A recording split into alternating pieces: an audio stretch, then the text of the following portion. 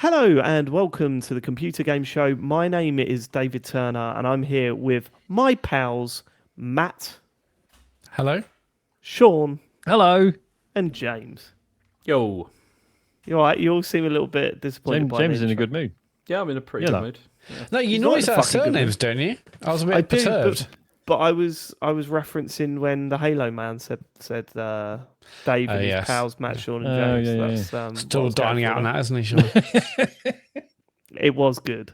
And then when he said "thanks for living it, guys," instead of "thanks for letting me be natural," I was like, "He knows. He knows. He knows." He's a fan. Kurt Halo knows man because Kurt was the one who told him what to say.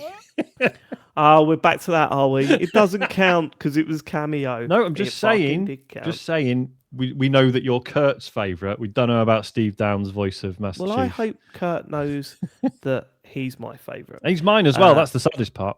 Well, I no, think the we saddest part talked- is like, that we look, both think he's our favourite, and he's not on the Patreon producers list. So That's makes it a bit embarrassing for awkward him, for isn't the it? people that are. I mean, like, we talk a lot about Kurt. Great questions. Started that trend about something's happened. So, something has occurred. Last week's episode was basically named after something he mentioned. I think we should probably pipe down on the Kurt stuff. dial it Okay? back. Who should we focus on this week then, Matt?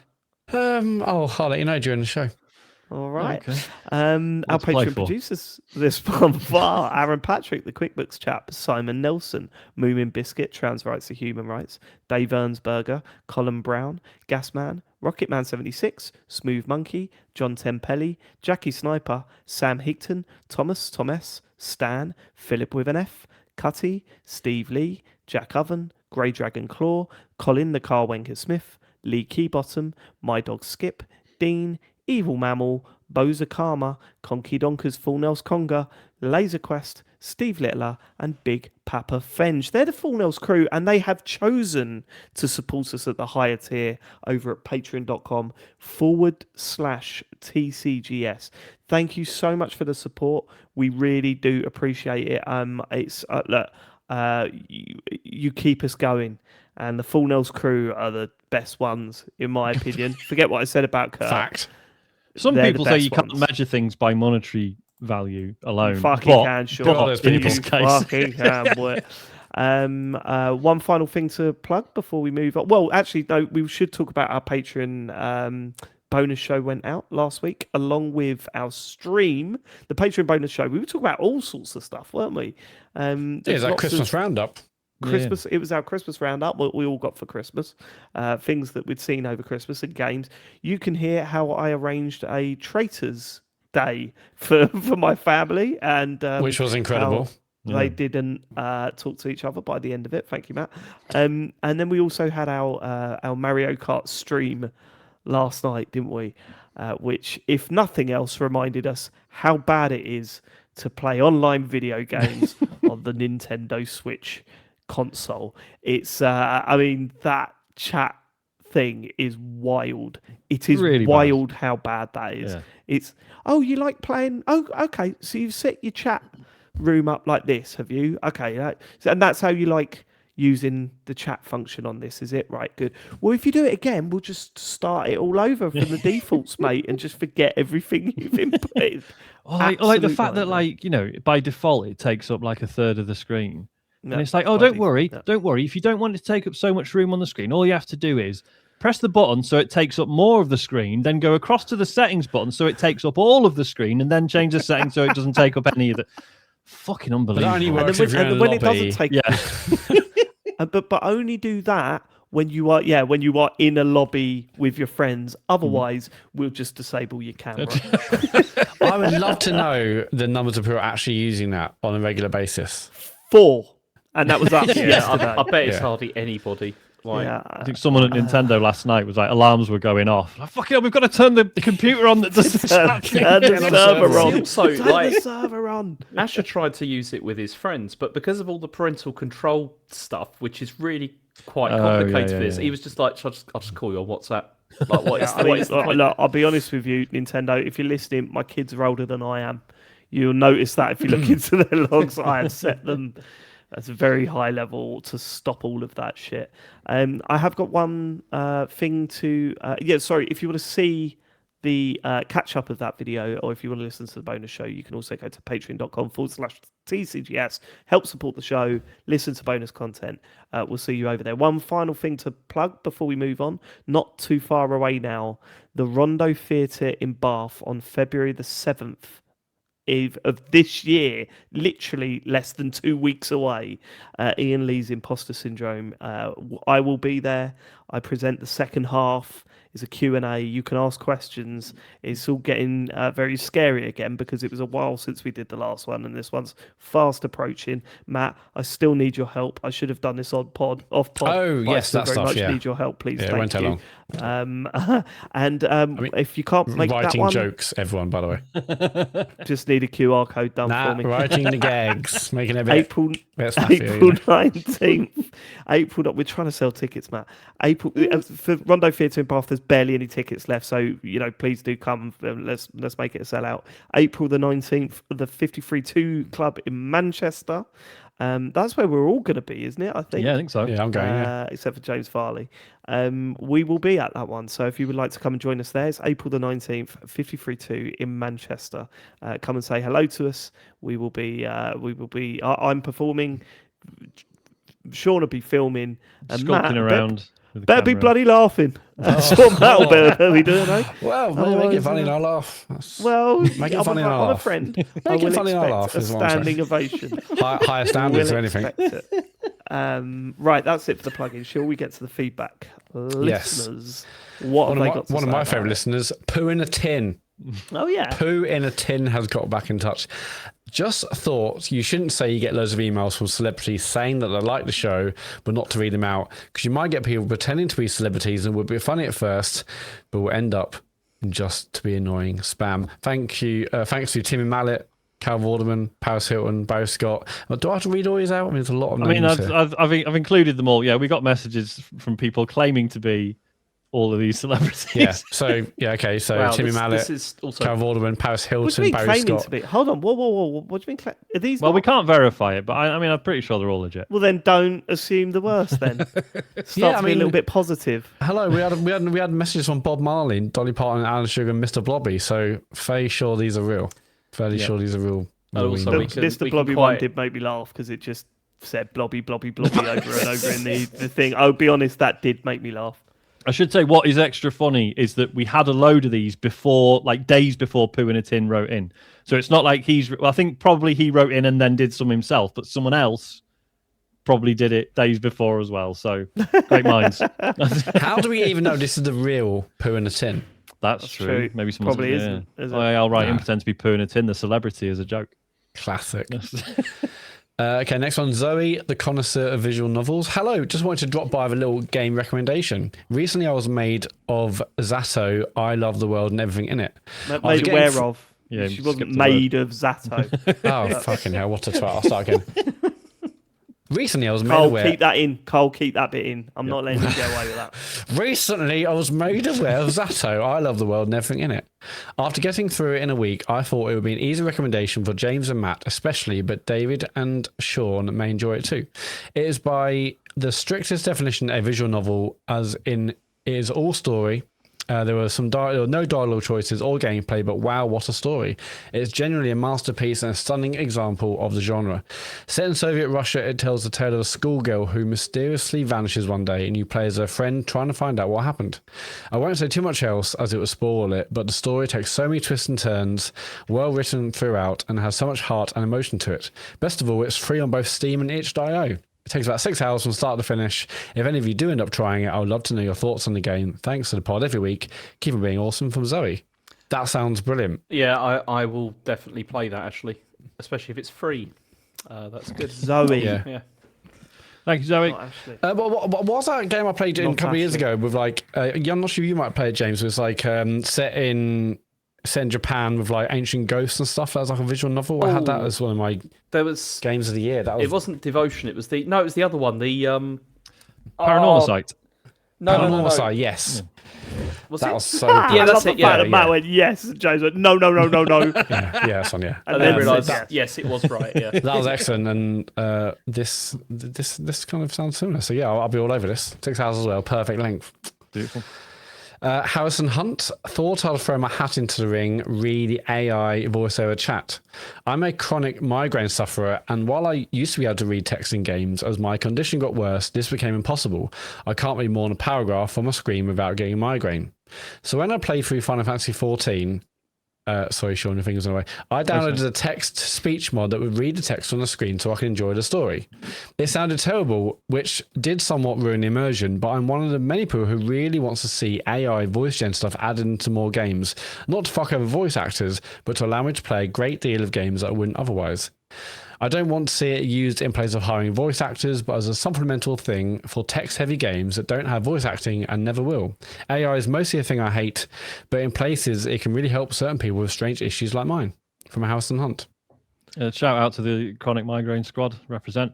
Yeah, it's tough, isn't it? Because so obviously they've very clearly made the point. Like, I don't want this to replace voice actors, but realistically, like, as it becomes normalized, that is going to happen, right? The more like I think about this, Sean, yeah, the more I think about this, the more I think, fucking hell, this is one of those subjects where I'm like, I've not got the brain capacity for it. Like, where do I sit with things? And it's like because the moment devs like catch on to that as a reason to use, they'll say that's what's shit. horrible, isn't it? Yeah, it's like, yes, this is what Harrison's saying is completely legitimate, and yet also 100%. It's like, but don't tell the fucking suits. Yeah, because at some point there will be a dev saying, we never intended to get voice actors in for this game, but this is a great way for accessibility, and you're just like, come on, do you know what I mean? Like, you can hear like Yves Guillemot now saying that. You hear him saying, it's it's fun. Like Harrison, you're absolutely right, and was what we were talking about. I haven't got the brain capacity to come up with an opinion on it. That is the sad thing. That's the fucking sad thing. I suppose the opinion is it's a grey area, isn't it? It's a big old it depends. Because it is amazing for people that really need it. Like, it is an amazing breakthrough for people that really need it. It's just it's being taken advantage of, and that's what. Yeah, I mean, like any new technology, and as Sean mentioned last week, the fact it's being used to detect cancer earlier on, and stuff in health, it could lead to incredible advances in discovering cures for cancer and all sorts of illnesses. But then with all bits of new technology, there will always be people who take advantage of it. And so this is. I mean, is it a grey area? I'm not sure. Like, this is obviously a great use of it, and like always things, there are lots of people using it. Yeah, for bad as well. maybe it's not so much a grey area, more of a it's a good reason, but it will be twisted by people with bad intentions, right? That's for sure. And just general lack of regulation means we're in deep shit anyway.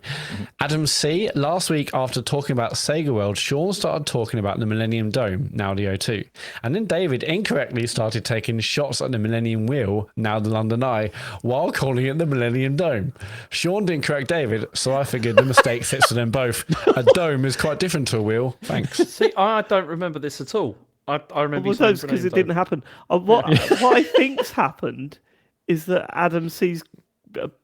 You can't say David was having a go at the Millennium Wheel whilst referring to it as the Millennium Dome. I might have been having a go at the Millennium Dome then. I'm pretty sure you were. Nothing that you said registered to me as like, oh no, he's misunderstood. I think I know what it is. I was going to mention this, but Lewis just put it in the chat as well. Go on. Dome is actually quite similar to a wheel if you just flip it. You know what I mean? Come on. No. They're both when viewed from it's all just atoms anyway, guys. That's what we're even arguing. Yeah, exactly. I think I know what's happened. I remember the line that I said. I know it's just clicked with me. So I said, those things they have at Butlins, why don't we just put a massive one in there? And I think they thought I was saying the Ferris wheel that you get at Butlins, not the big sort of iconic tent thing that they have. I was referring to the big iconic tent thing that they have in Butlins and saying, let's have a big one of those there. And that's all the Millennium Dome is. So it's clicked. Yeah. Millennium Dome. What did I say then? Sounded like you said Melanin Dome. Melanin. If it was James, we'd have all dived on it. So all right, well, let's see. I want to hear the tapes. I want to hear the tapes. Is that a show? Title of the show?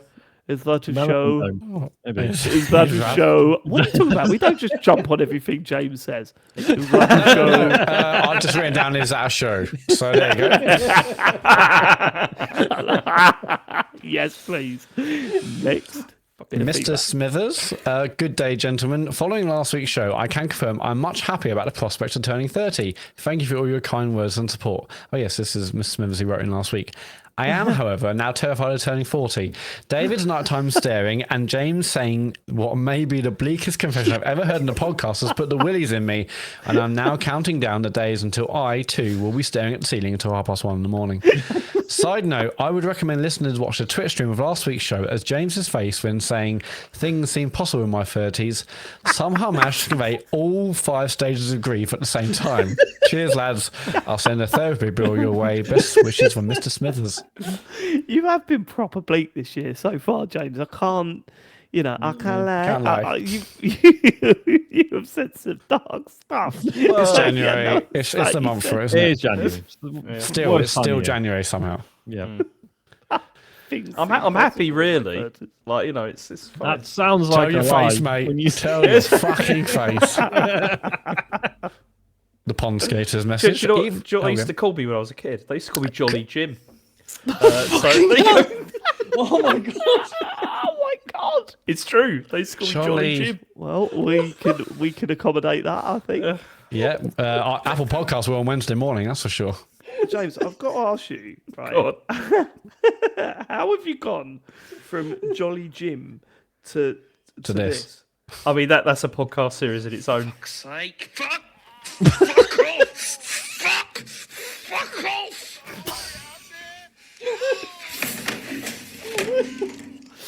What has happened here? Where's Jolly Jim? I told you, it's that'd be a podcast series in itself. I think going through all of that, it's or therapy. I feel like I need some clarification. So Jolly Jim, was that sarcastic or was that you actually okay? Fine. I was very jolly as a little boy. Up to what age did they stop using that? Probably about 5 or 6. I think. 27. 6 years old. Like, he's not jolly anymore. Yeah. You could tell that we went to James and I very different upbringings and went to very different schools because he called. We fucking didn't. Your nickname was Jolly Jim. I got called twat. No. It was no. I got. You know, I'm talking about family and friends, not at school. It's like people didn't call me that at school. David was mentioned. That's the same for David. Thank you, Matt. And that was just the teachers. Go on. Okay. Joe has messaged, hello lads, Joe here, the guy who managed to lure Matt online to play Ark Raiders. Still have no idea how that happened. Still, he's now officially back, no excuses, I expect to see him on Tuesday's stream. As for the TCGS brand, I really didn't think I did that much at all. Probably just some advice as Matt was creating it. It was a long time ago. That being said, lawyers have been contacted and you'll be receiving demands for backdated royalties. I had nothing to do with the whole TCGS co-parent brand thing though, just to make that clear. Distancing himself from that. Can you take me off this, Matt? Love the show. Honestly, I highlight my week. Up for Arky Raids anytime. Cheers, Leds from Joe. That's my mate Joe from Leeds. Did you or did you not create the artwork? That's the question. No, that's what he said. As for the TCGS brand, I don't think I did much at all. Probably just my advice as Matt was creating it. Well, it doesn't really explain why you dropped the bomb that you didn't really do it last week, Matt. That was no, I mean it was a long time ago. I remember starting it, and then he obviously is a designer. I'm not, so I was probably struggling in Photoshop. He's like, "Well, you can just do this instead." And Louis P in the chat has just put Humble Joe, and Jolly Jim. Can we have that as another potential? Yeah, let's give Joe a nickname. Why not? Humble Joe. And I'm glad that's all cleared up. It's Tom not. Prune. It's not. That's come straight from the horse's mouth. That's come straight from Humble Joe's mouth. Yeah, but it doesn't say anything, Matt. It says us for the. Neither of you have owned up to making that logo, which is a good logo, by the way. I love the logo. If it was shit, I'd be like, we're both trying to get out of it. I wanted to do the whole kind of like semi 3D, you know, depending on how you look at it. Is it a box? Is it inverted, outverted? Right. So, Matt, was Joe more of like a Steve Wozniak to your Steve Jobs, like in this situation? He's got a talent. I just started the Photoshop files, so I don't know who. Yeah, I'm probably Steve Jobs, I guess, in that sense. Yeah. All right. Tom Joke Prune. for the Apple fans out there, ladies and gentlemen. Keep that shit there are to hardly any of us out here. Go on. Tom Prune, evening all. I'm currently sitting here in my tiny Tokyo bathtub, listening to the essential sounds of Samuel Matthew. Don't worry, I finished you chaps off yesterday. Believe Sean, a bath is great. So much that I have occasionally gone up to the mountains to do so alongside other naked men. I would be interested to hear if the good doctor partook in this ancient Japanese tradition on one of his visits to the country, or if he did indeed spend all of his time brawling with the touts in Kabukicho. Kabukicho. I would love to try out the so-called face-down bath. However, I do so believe I would have to snap my legs backwards and essentially become some kind of ungodly human Rubik's Cube just to fit. Not worth it, I'd say. Peace. James, have you... No, because I know the answer's no, because you're a never nude, aren't you? Yeah, absolutely. I wouldn't do that. You would go to an onsen, no. I mean, would find it strange. Apparently, as soon as you get there, you realise that no one else gives a shit and it's fine, and no one. And you just yeah, get but on they with it. say the same about when I've played football matches as an adult, and in the showers afterwards, there are blokes that are just happy to walk around, but not me. Yeah, not me. See, it's like I mean, here, that's a lot of like gyms. in Germany, it's like the whole like sauna culture is like massive of like people going to saunas. But again, nudity is expected, and they get angry if you wear any sort of clothes. You don't even have a towel around the waist. Is it fully? Well, it's frowned upon, I believe. Wow. People don't like Have it. you ever seen you like a go really Donald hard Duck? man in there? Huh? Can you go Donald Duck? What does that mean? Have a t-shirt on, but nothing below the waist. You never heard That'd be that. acceptable. You probably could actually. They'd probably be fine with that as long as you got your dick out. As long as they can see your genitals, that's the main thing. Yeah. Jesus. If you had subscribed to our Patreon, you would know that James doesn't even like getting massages. I don't. I hate leave it. your t-shirt on when you have a massage. I had one. Yeah, I've had one done in my life when I lived in China, and I absolutely hated it. Like absolutely hated it. I've never had one either. Best. Never had a You've massage. No, I'd like to just see if I like it or see if it's just or if it's awkward. But yeah, I'd like to give it a go. But They're not haven't had awkward one at yet. all. They're great. They're great. I had one at EGX before. Genuinely. Oh, that's right. They did. Yeah, they did that thing there where it was just like pay whatever you think it was worth. Which I think You they had a stopped massage the at next year 'cause- EGX in the middle of the expo floor. Yeah. Yeah, like only on your back. Like you had your top on and that, but they gave you like a back and shoulder massage. And That to be must fair, have- most of us were yeah. traipsing around all day with a big fucking rucksack on. So Well, Yeah. I mean, yeah, and also I do feel for those people that were doing that because they probably thought, oh, it's an event, and then when they got there, it's a fucking gaming event, and everyone stinks. yeah. No offense, gamers, I'm one of you. I am one of you, but come on, Yep. that must have been hard work. Just for clarification, Kurt's email last week said face down bath, which got us all confused, but the term is actually upside down bath. Again, I haven't listened to the Radio 1 show, but it's not to me, face down that bath, sounds like head to like towards the taps. possibly. But Which it so was it's never not it was never bath face down at all, bath. yeah. I think maybe this has all been completely misunderstood. Why would you ever have a head towards the tap? I don't know, but I'd rather that than a face down bath. If I had Yes. to do one or the other. No. Yes, I'd There's rather less not be chance under of the injury water. with- So you'd rather drown than like have Be your back up against the waterboarded. taps. You don't just drown. You can lift your head up. Like No, to be clear, neither option's good. I'm not saying, yeah, come on, let's have a head to the taps bath. Could you imagine if you're one of those listeners that go, oh, the fucking questions at the end of shit, and then turn off? They're like, oh yeah, And then you turn up this time and we're talking about upside down It's shit at the baths. beginning now. Okay, Ben in the chat says apparently Kurt is adamant that they said face down on the. Okay, Okay, right, okay. I'll attempt to listen to that Radio 1 thing and come back next week for the final definitive answer about what the Just hell out of these things interest, are. When you go swimming, James, can you Yeah. only swim? You only do backstroke. No, I can swim on my front as well and all that. Yeah. You're supposed to It's relax rules. in the bath. Yeah, You're not exactly, supposed to you be don't- keeping yourself afloat in the bath. Yeah. Yeah. That doesn't make any sense, You're David. supposed to just fucking. So melt David, do you into it. float in the bath? Is that what you do? You're like No. just floating on top of the water. My much salt bath's have you not got in that 6 bath? feet deep. Neither's mine. I fills haven't his got a bath with bath. salt, so he just fucking just bobbing around on it. Okay, this is too much. On Yeah, one can we move subject. on? Let's move on.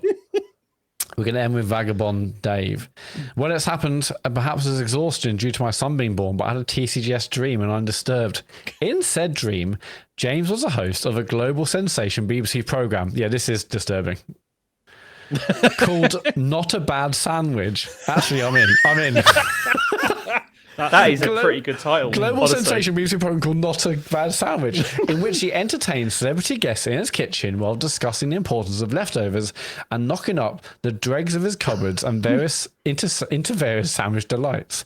In the episode I witnessed, he spoke to Joe Rogan about gluten-related conspiracies and whipped together an absolute banger, his new pork blanket and whiskey cheddar sandwich. Rogan was blown away by its depth and complexity, while Matt sat at a table in his dressing gown and seemed indifferent to everything around him. Do you know, I was Cue hoping the- he was going to say that you were sitting there in your dressing gown for some reason just eating cereal. You know, like Also possible. Cue the camera cutting to James's face as he delivers, with a benign, yogi-esque smile, his iconic catchphrase, "Not a bad sandwich, that," before the studio erupts in applause and credits roll. I'll be fucked if I know what any of that means, but I just want to share with you boys. Much love from Dave. I mean, Not a that, bad I like sandwich, it. that. I mean, That's- can we have a rendition, James? I mean, Yeah, go on, okay, not a bad sandwich, that. There you And go. then, like, I sort of in my head, just watching you. Then I imagined like a ring around your head, just like Yeah. it was it. That's all, folks. Like just that. Maybe going underneath like it. that as well at the same Yogi time. Bear's you know. Bear, Dave. Yeah. That's pretty What happened embarrassing. to your mic then, Sean? You went. Oh, did I go with? Not. Yeah. What did you say? Sorry. I said Yogi Bear's Hanna-Barbera, wasn't it? Not Looney Tunes. Pretty embarrassing. What did I say? Did I say Yogi Bear? No, I thought. Sorry, It's I the thought you were pig, wasn't it? referencing Vagabond Dave's message where he mentioned it was a yogi-esque smile. No, I was not. No, I was. Right, No, it never was just mind. looking at James and the way he said, "Not a bad sandwich." That I saw him coming, like through the Porky Pig. That's it, Phil Wall. Yeah. Not a bad sandwich. That. Can we contact BBC Three and pitch this as like like a does that Yeah, and just does be it like, still look, exist? we'll make it. Yeah. We'll do it for free. We just, Yeah. but can we Yes. put it on the telly?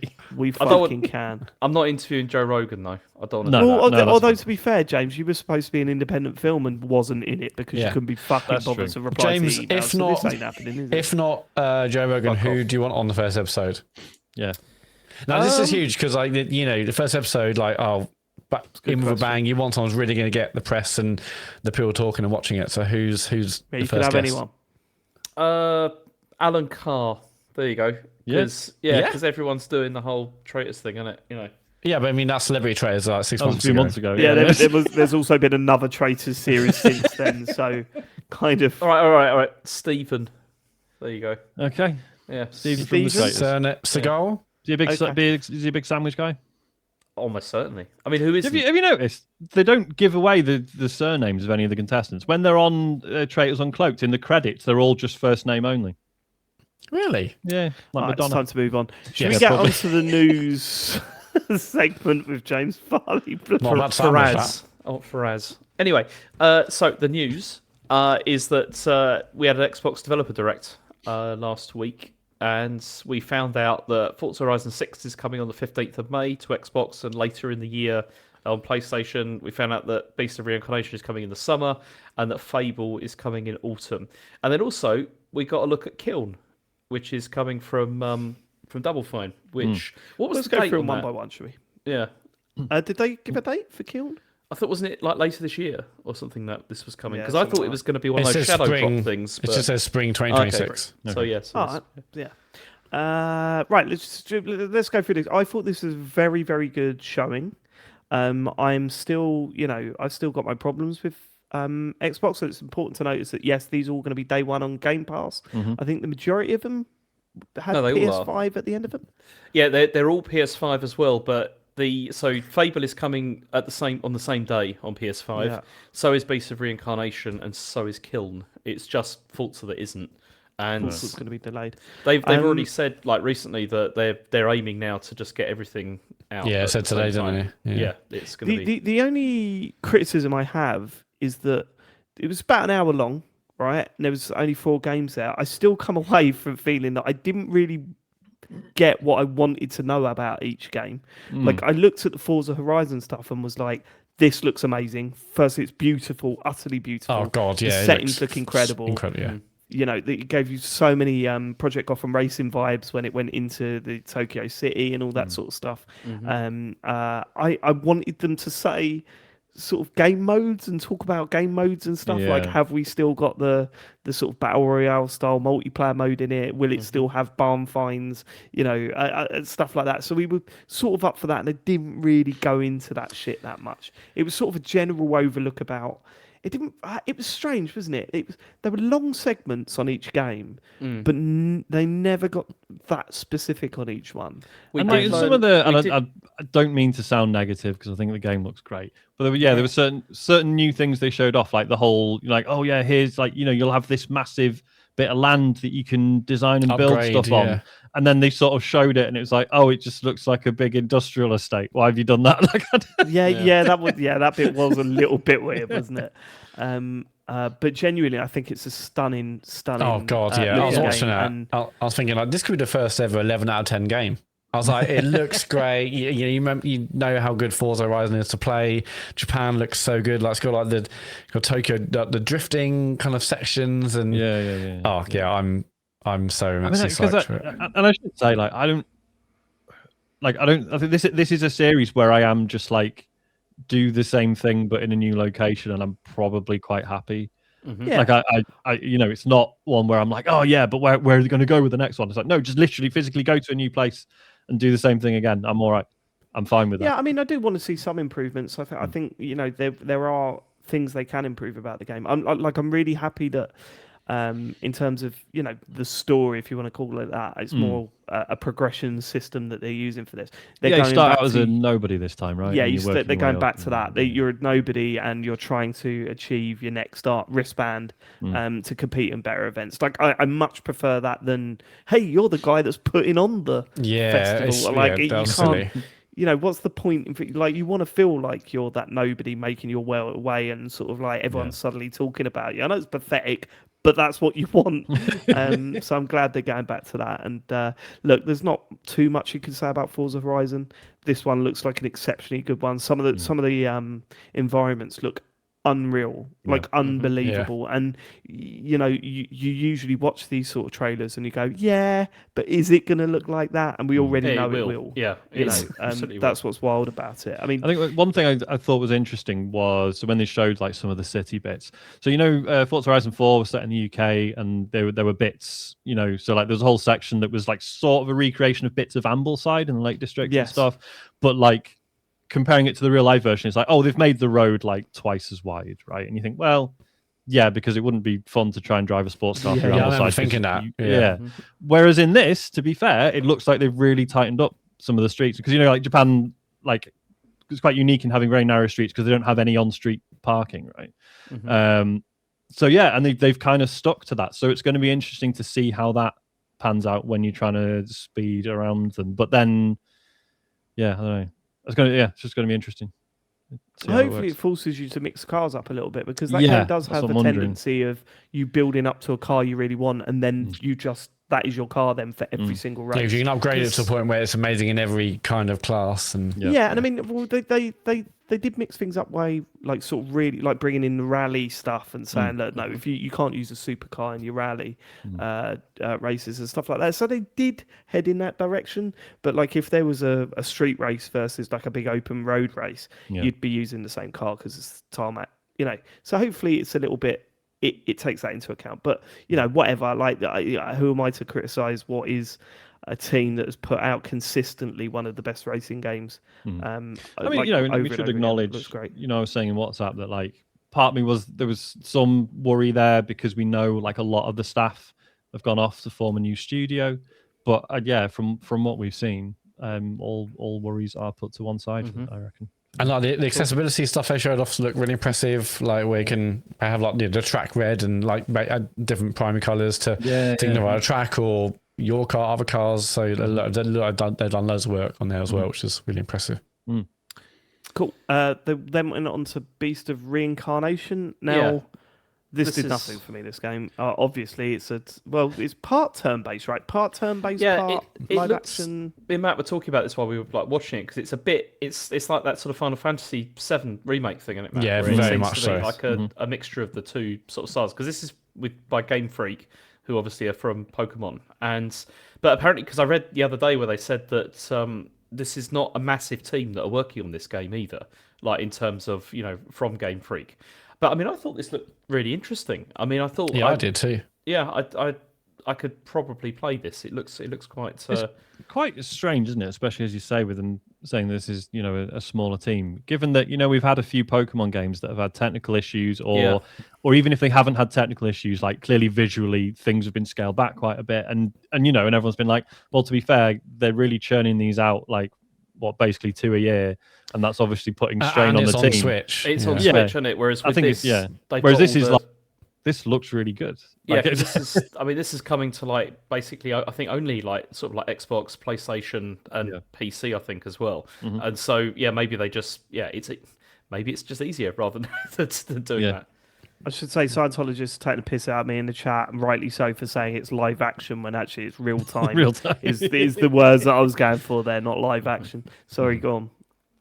But no, I thought this looked quite interesting. I like the was it like a massive wolf or dog or whatever you got following you around like the whole time. See, to me, it just looks like really uninspiring. And I know what you mean, because it does look kind of like Ghost of Yotei or like loads of other games like that. But if you enjoy that style and you enjoy that kind of thing, then it's fine. It's a bit like whenever we watch these things and I see like there's like League of Legends clones and stuff like that and all that, and I'm like. That's why I always say like, oh, it's another one of these. It's because I'm not personally interested in that, and there seems to be a lot of them. But with this one, this does look like something potentially I could be interested in. Like when the whole world sees another Yakuza game, and you're sitting there going, "Wow, look at this now!" It's good. It's the same map. Location again. I love seeing how it's subtly evolved. From the other game. Oh look, they took the blinds down in that shop. Yeah. You see, the thing, right? Because I want to join in on those jokes because it is funny, but. The only transition I've done is from Yakuza 0 to Kiwami, the remake of the first one, and I did find it really interesting that in Kiwami it's like, oh shit, that's the Millennium Tower. That's what all the fucking fuss was about in Zero. Like that's cool. Yeah, because you see like basically like 2 decades of development of like a city. No, not of development. They just changed a couple of bits, didn't they? Look, they blocked some roads off, David. It's like you'd love Mafia 2, mate. That's right. Yeah, it's a big time skip, hasn't it? Louis P in the chat has got some important context. So, quote, this is in quote marks. I don't know where this is from. Somewhere reputable, I'm sure. In January 2026, it was revealed that only a small portion of Game Freak staff was directly involved in the game's development.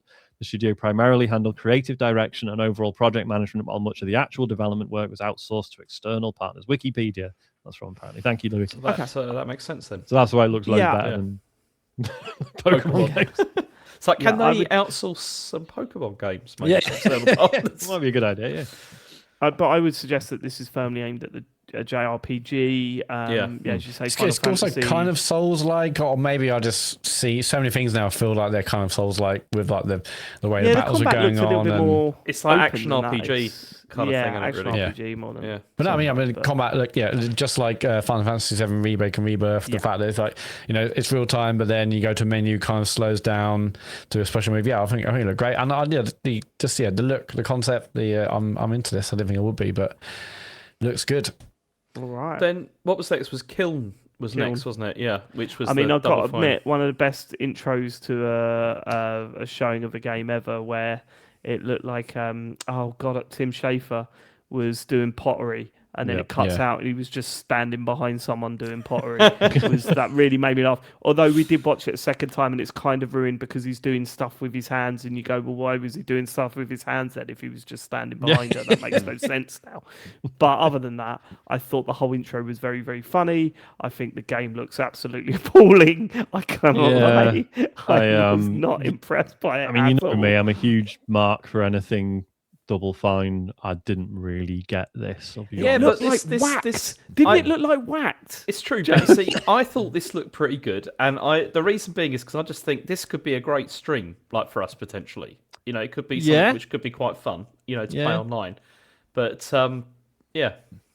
I mean, as a game, it doesn't do a lot for me. But I think I said to you, James, at the time, like just keep Double Fine going. Like this kind of level of creativity and the style in which they do these things. Yeah, not every game might not be to everyone's taste. Like Keeper released last year, and this, I'm not really like a multiplayer party kind of game person, but I'm just so glad they're still doing what they do, and with the level of creativity. You need a Double Fine in your life. That's you Yes, need for that that, in the world for sure.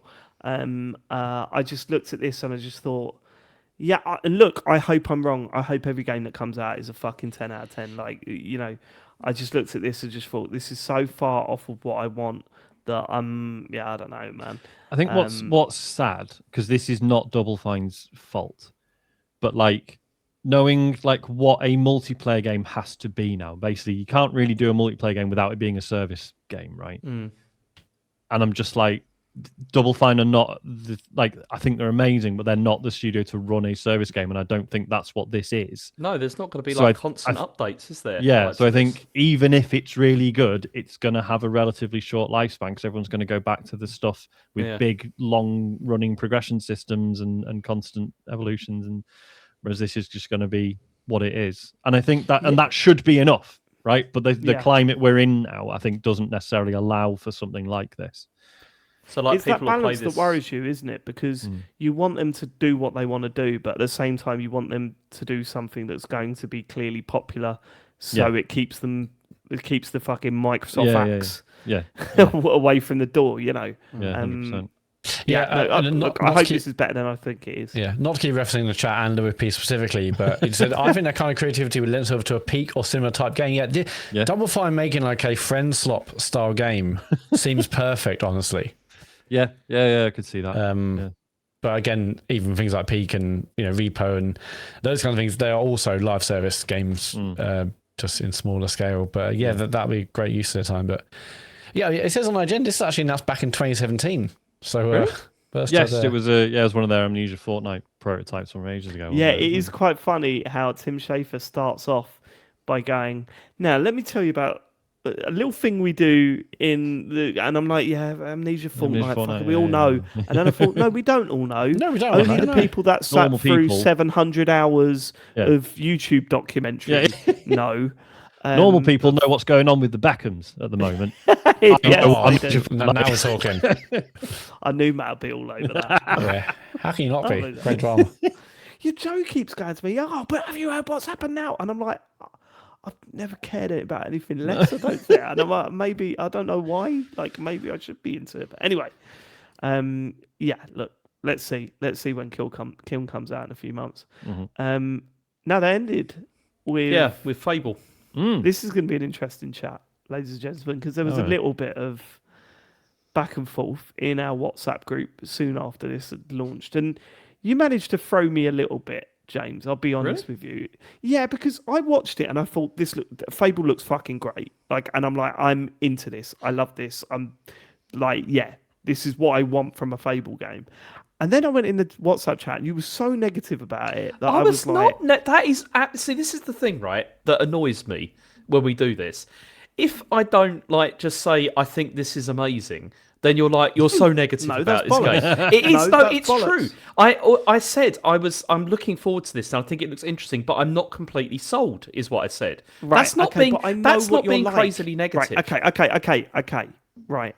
But you like to hedge your bets constantly. So I can read between... No, let me finish. Let me finish. I know you, you know that I know you and I can read you like a book. Correct? I know you think you can, but go on. James, if we were on the traitors, why would you want to be a traitor? Because I would be able to tell within 7 seconds of seeing your fucking face. No, but you were a traitor, you just assume I was anyway, and it would just be awful. Right. I would be changing in this situation. But He's changing his story. All right, no, you wouldn't. I would. You'd be that woman that turned around and went traitors and look over at Claudia straight away. Right, okay, no. Listen, you hedge your bets with this stuff. It was like when you played Detroit and you came out saying it's an okay game, it's not good, it's not bad, and I listened to it and I went, he hates it, he just doesn't want to get shit from people that love it. No, it's also because you can have an evolving view as well of these things, and this is what's going to happen with James. There's going to be an evolving view.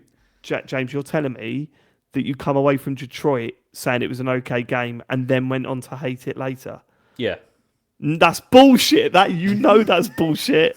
I hate it when you like my it. view, my view evolved over time. The more I thought about it, the more I began to dislike aspects of the to be game. fair, All right. that was my Okay, arc with let me Heavy ask you Rain then. as well, so I get it. Let me ask you then, James. How did it evolve over time? It was Detroit's become human. By thinking about it. You think about things, then you change your You didn't mind. need to think about that game to know it was a dud. And you know that. And you know that. No, it's true. It's like the more I played the It is game, true, the more I isn't it? thought about it. It's like you Fuck start to you. evolve Fuck your, you. of your thinking. So anyway, the way you were talking about Fable. this, I'm not sold. I don't really. The combat doesn't look very good. And I It was like, doesn't. it looks fine. It looks, does not combat at looks all. Fine. Look at it does not, David. Like It does, I mean, mate. it doesn't. The frame rate's all over the place. It looks really stilted. Now that I will say, there was a little bit of frame rate hitching, which is always worrying to see when you're trying to promote the game. Yeah. Like Yeah, it is plus a weird James has got to thing run this on a include Series in S, there. so let's... I'm going to play this on PlayStation. There's no way. well, PS5, isn't it? Yeah, it did look a little bit framey on there, but we're way off. This it's game's still- not coming out yeah. towards the end of the year, and I don't know what else I want. They presented a few scenarios that tie in with the whole Fable ethos, like what that game's about. How you can buy every house in the town, you could talk to every character in there was 1,000 uniquely created characters, and you can watch what they do throughout the days. I do have worries that they didn't specifically say that they're individually voice acted, which might suggest, I don't know, but I do hope that they are actually professionally voice acted and it's not left to AI. I love the scenario. So there's this huge. The last time we saw this game, it was the Richard Ayoade thing, I think, Yeah. where he was being interviewed, like in sort of an office style interview, which apparently is all in the game, by the way. Like Yeah, I the story saw is that. told They had through cutaways The and talking headshots head and kind of stuff like interviews that. are actually in the game, which is So, fascinating. I love that. I love that idea. But the idea is that you get the choice whether to kill the giant or leave the giant. But if you kill it, it will be there for the rest of the game, sitting within the world, and all the house prices nearby plummet. So you go from being this hero that slayed the giant to fucking hell, mate. Look at what you've done to the You town. destroy the now. local economy. Dead. And they gave examples of someone spending a lot of money and becoming a landlord, and then some characters not talking to you, and it gives you reasons why they don't talk to you. And the reason was they think you're a rich twat. I love that shit. I'm up for it. Yeah. I Well, yeah, fucking love because Fable. especially like that was really funny to me because obviously when I played, the original Fable games, I didn't have any opinion on landlords, and now I do. And so it was just very funny that to see the game sort of acknowledge that. It's like because they've talked. I can't remember if it was in the presentation or not, but like because the first game was so binary in terms of good and evil, and that was fine. Like I'm not retroactively slagging those off, but it did feel weird to be like to just like see like a thief and then murder him and then get angel points. Do you know what I mean? It was weird. So it sounds like this is a bit more nuanced, right? Yeah. And I Yes. think that's going to be cool to see how that plays out. And it's going to be people's individual opinion of you rather than you just having a meter that goes up or down to good or bad. So yeah. See, my main feeling with it was that I thought it looks really interesting, and the systems that they're talking about sound great and all of that. I'm sure it's going to be really good. It's just that what they showed, there was a couple of things that I just thought that I said didn't sell me in it. But then the thing is we're still. I don't think this is going to come out this year. I think this will probably. I get think there's a pushed back. potential that it gets delayed again for sure. Yeah. Well, the thing is, so it's maybe about autumn. Obviously, GTA is currently I was gonna say, end of yeah, the year. is it GTA gonna may get move- delayed. It's like if anything get out before GTA, but who knows Yeah. what the state of the game is. Yeah, I was that's going to the say if it thing. gets delayed, I think it's as likely it's just to get out of GTA's way as much as anything else. But Yeah, Because for it's sure. clearly not done, and it's clearly not finished because you've got, as I said, there was like frame rate stuff. That was the other weird thing about the visuals. I thought is like some parts of it looked absolutely stunning and looked incredible. Other parts not so good. I thought it looked a bit, especially like the character designs. I'm not a huge fan of the way that's gone, but The one thing that I didn't like about the actual gameplay footage is how zoomed in you were to the back of the character, and hopefully that's adaptive and that changes depending on what you're doing. Obviously when you see this stuff, everyone's walking really slow. It's not being played how you would play a game. I just don't know, James. I But I it was come away that, and from it it was going, the I other want a thing. new gen, like a current gen Fable. Yeah. And everything they showed me went, yeah, this is what this game is going to be. And you see, I think the only other thing that bothered me slightly is because of after playing Kingdom Come Deliverance 2, I found the dialogue like really stilted in this and Yep. not Yeah, but again that's it's a different kind of game. Like Yeah, you yeah. could Yes, it argue is. that this is not that this is something. Yeah, this isn't I mean, trying the to do biggest same thing. example is like walking through the town where you're not very liked and people going wanker as you're walking past. It's like it's a little bit forced, and it's got that. It's like those animatronic rides that you go through sometimes where the Metro. I always refer to that, but the Metro 2066 games or whatever they were, the old Metro games. Yeah. They were so much like that. You would walk through and everyone would spring into life as you approach them and then go dead again the moment you walk past them. Like it was like, come on. But- So as I said, hopefully it's- that's not the case here. But there's still, I mean, as I said, this is still a long way off. I think. I don't think it's come out by the end of the year. But It's not quite what you said. I Did think I- you said, I hate this. I hate this. That is This is not at going to all be what I shit said. guaranteed. Looks like I think dog that's- shit. I really enjoyed just it. Like the city looked amazing, but also even just the villages, just like how dynamic the landscape was. Like it was clear. We're pretty used to things just basically being quite flat, and this was not exactly vertical, but just there was loads going on with the landscape and how Yeah. the Like- sort of like houses have rolling fit into hills that. And all that kind of stuff, yeah, yeah. look gorgeous. I thought. Yeah, I thought I wasn't blown away by this. I mean, I haven't played the previous one, so I don't even have the nostalgia of those really. But yeah, looked nice. I mean, but I wasn't like, oh my god, Fable, yes. But we'll see. I mean, this seems like a pretty substantial reimagining to me. I don't think it's going to need any nostalgia to power No, through, but it was it's- yeah. pretty cool when they showed you the old towns from the Yes. Yeah, the Yeah, last they mentioned- game, they you mentioned, even like, recognizing bits. Bowstone. Yeah, I can't Bowstone, remember the name of the yeah. fucking Bowstone. like- That's it. Yeah. I also thought it was really interesting that they confirmed that you create your own character. Yes. There's no, I mean, because we'd just seen one character up until now, and it was assumed that it was going to be that character's story, and the answer is no. You will still get to create yourself to some degree. It looked more like that there will be a set amount of characters, and you get to pick which one, rather than full customization. But we're waiting to hear that. More about that stuff, but look, I like the look of it. I'm really excited. I didn't think the combat looked stilted. I thought it was in keeping with the game series and the games of old, and it did some really cool thing. It showed off how you can tactically, if you've got a bow and arrow, you can fire at someone's legs to trip them up and then smack them with a hammer on the way. Like I'm all in for that. I like that stuff. So yeah, very excited. But I mean, overall though, I thought this was a good developer direct. Like in terms of the games that they showed, I think it was pretty good. There was Yeah. it was a lot. To And we do. know we've got games out in spring, summer, autumn. Yeah. So it kind of we know a little bit low. I mean- Definitely know more about what's on Xbox this year than say PlayStation and Switch Well, so far. exactly. There's now more games coming from Xbox to PlayStation that I'm going to play than there is from PlayStation at the moment because I don't know what they've got this year. Apparently we're getting a direct in February or a showcase or whatever. So yeah. Yeah, I can see State of Nintendo play, yeah. doing a proper direct next month as well, because I was looking at the They history. are of it. doing one. We know that's confirmed. Well, yeah, no, I mean like a proper direct, not like a focused direct. There are different got- ones they do. I mean, today they did announce a Tomodachi Life one that's coming. That's what Matt next week. Yeah, that's what I was referenced, just that second inferring. game. He just didn't mention the name Tomodachi Life. so No, I thought he think was they're doing something going to do like towards the start of the month, because when you look back in the history, they didn't last year because obviously Switch 2 was coming out, so they seem to have pushed that stuff back. They didn't the year before because it was pretty much the end of the Switch One's life, so I think they were holding off on that. But the years prior to that, it was always early February, like the first week or two of Feb. So I mean, I love it. Well, we need to know what Nintendo are working on and got cooking up for Switch 2. We really need to know that at this point because we're all getting scared. But yeah, no, a good showing from Xbox. Although I still can't fall in love with those guys because of all the games that they've cancelled recently. So it's still tough to get on board with them.